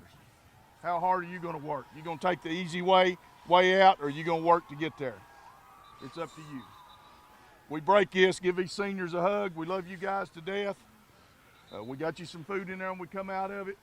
Hey, don't hang your head. Do not hang your head. You walk out here with your head high, your chin up. This is part of life.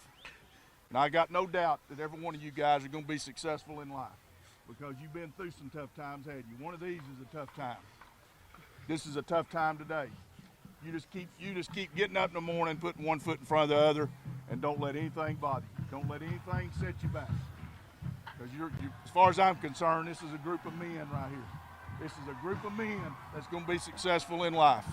Seniors, love you. You guys, after we break it down, find them and give them a big hug. They'll always be Golden Eagles.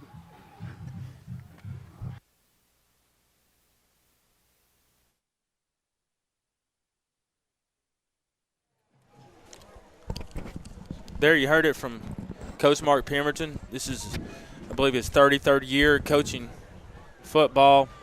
He had his 200th win this season against Ottawa, the team that we would be facing next week. We've beaten both of those teams already. But we've got to tip our hat to Farragut Admirals for a great showing tonight, coming down to Bill Horton Field, and they got the best of Ray County. So we'll tip our hat to them and wish them the best as they proceed into next week and on possibly into the playoffs.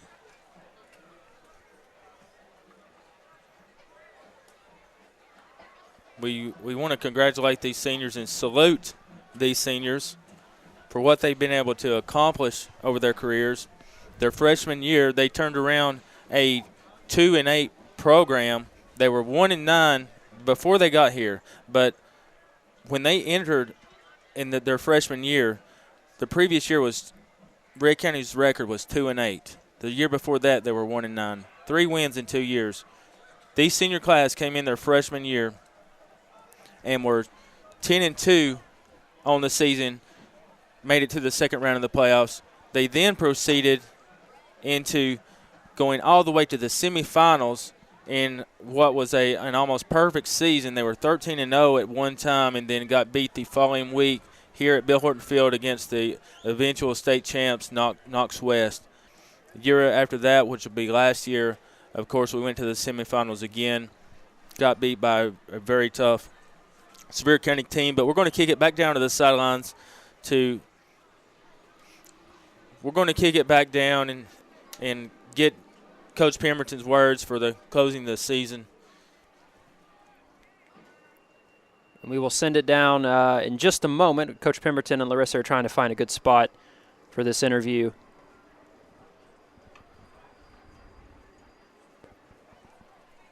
It's been all right, and we have him now. All right, Coach, I know you're awfully proud of your team getting this far, fighting hard through the season. Overall, how has it been for you as a coach of this team? Well, I mean, it's a good group of kids. They worked hard to get to this point, and, that's not the outcome that we wanted, but, there's only one team that goes home happy after the playoffs. So, that's a disappointment, but, hey, those kids, they're resilient. They'll bounce back. Those seniors, we love them. May be the winningest group to ever come out of Rhea County High School as far as total wins goes as a senior group. So really proud of those guys. Now it's up to the young guys to step up and play some of those major roles. You said from the very beginning of this season that penalties will get you in the playoffs, and that's certainly what we saw tonight. What do we do building this team going forward to build that discipline into your team? Well, our team's disciplined, let me tell you that. Our team's disciplined. We got a little sideways tonight, but there was I'm not going to get into the officiating and the penalties and all that stuff. That's not what we do, but we lost. Farragut won. I'm going to give them a lot of praise. They came in here and played well, and we go home and come back Monday ready to go to work. Coach, wonderful season. Very proud of our Eagles as always. Thank you so much for all your time and effort with this team. All right, thank you. Thanks. All right, guys, we'll send it back up to you at the booth. All right, you heard it there from Coach Mark Pemberton. Come Monday, they're going back to work, getting ready for the 2017 season.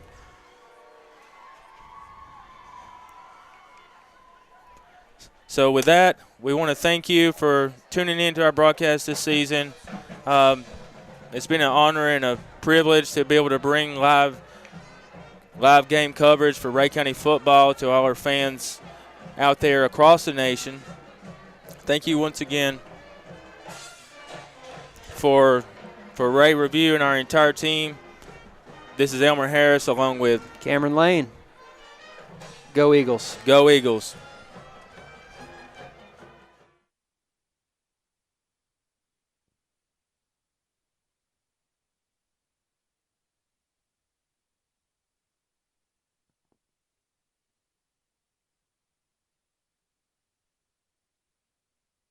The work that you put in, you've got so much time vested into the program that you're not going to surrender at any point.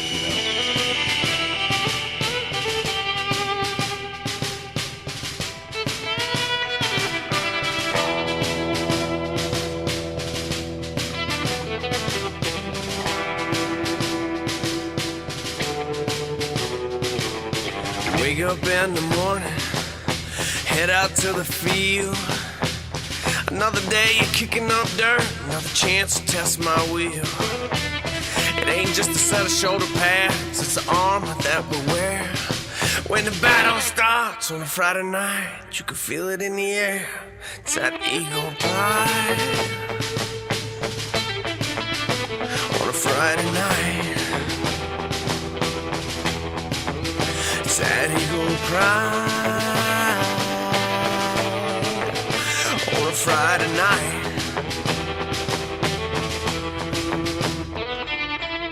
Hard work pays off. You reap what you sow.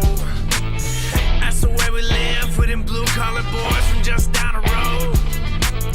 Till the weekend comes and the crowd pours in and the whistle blows. It's time to smash some out. It's time to ring some bells again. It's that eagle pride on a Friday night. It's that eagle pride.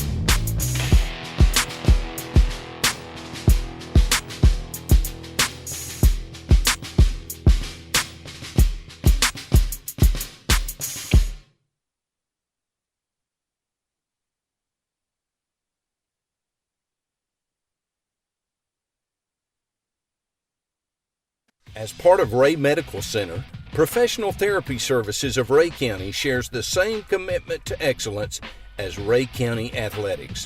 Allow our professional staff to get you back in the game.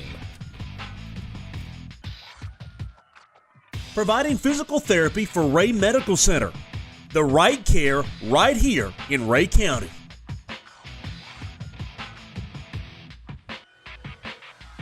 Our staff at Professional Therapy supports Rhea County Athletics. Go Eagles! Get back in the game! At Lazy Boy, safety and quality go hand in hand. At Lazy Boy, we have an award-winning safety program. World-class safety performance requires that all 1,400 American craftsmen work safely each and every day. Safety commitment is safety excellence. Safety excellence is team commitment. We want you to be part of this team. Go Eagles! If you're interested in joining our award-winning team, stop by our Lazy Boy office to submit an application or give us a call at 775-3900.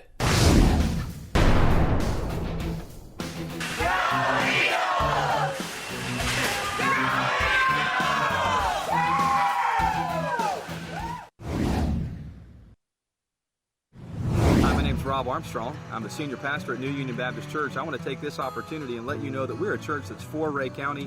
Our aim is to see our neighbors and the nations glorify God through faith in Jesus Christ. We're excited about our Eagles season this year. We're rooting for the Golden Eagles, and we want to invite you and your family to join us any Sunday morning at 8:30 or 11 a.m. for worship. We hope to see you there. Go Eagles!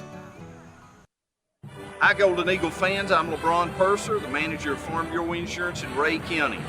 I'm here to tell you about a special promotional we're running. This year, we're going to be giving away 4 season tickets to Tennessee men's home basketball games, along with a parking pass. All you've got to do to qualify is come by my office at 1611 Railroad Street.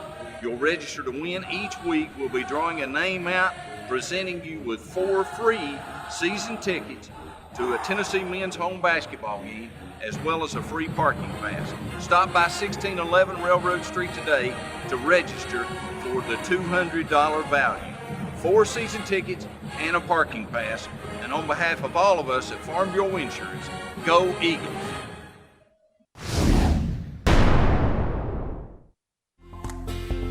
From the doctors and staff at Eyes on Main, we welcome you to our new location on Market Street, where we proudly support Ray County Golden Eagle football. Go Eagles! You know that old box of home movies you got in your attic? Everybody's got one. Maybe you got VHS tapes, VHS-C, mini DV, high 8, or maybe even you got Super 8 or 16 millimeter. Well, anyway, whatever you have, you haven't been able to watch it for years because it's an obsolete format. Wouldn't you love to be able to see those old videos of your kids as children, family members that are no longer with you, or even cool events that you shot long ago and haven't seen in years? Hi, my name is Alex Powers, and I'm the owner of a new store that's just started up in Dayton, Tennessee called Downtown Digital. We transfer just about every consumer-grade video format, such as VHS, VHS-C, Mini DV, Betamax, regular 8, high 8, and digital 8, as well as mini DVD. We also have the ability to transfer records and cassette tapes to CD or MP3. In addition, we also have the means to transfer 8, Super 8, and 16 millimeter film to digital. So round up your box of memories and come down and give us a visit today. We're right downtown, located at 340 2nd Avenue, Dayton, Tennessee 37321, right next to the coffee shop.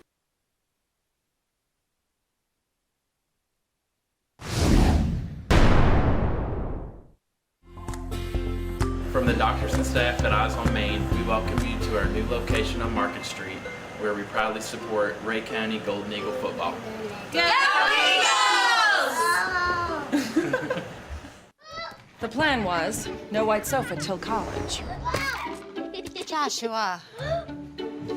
But with iClean fabric only from Lazy Boy, most spills clean easily. So plans changed. Please be a girl. It's a boy. A messy one, too.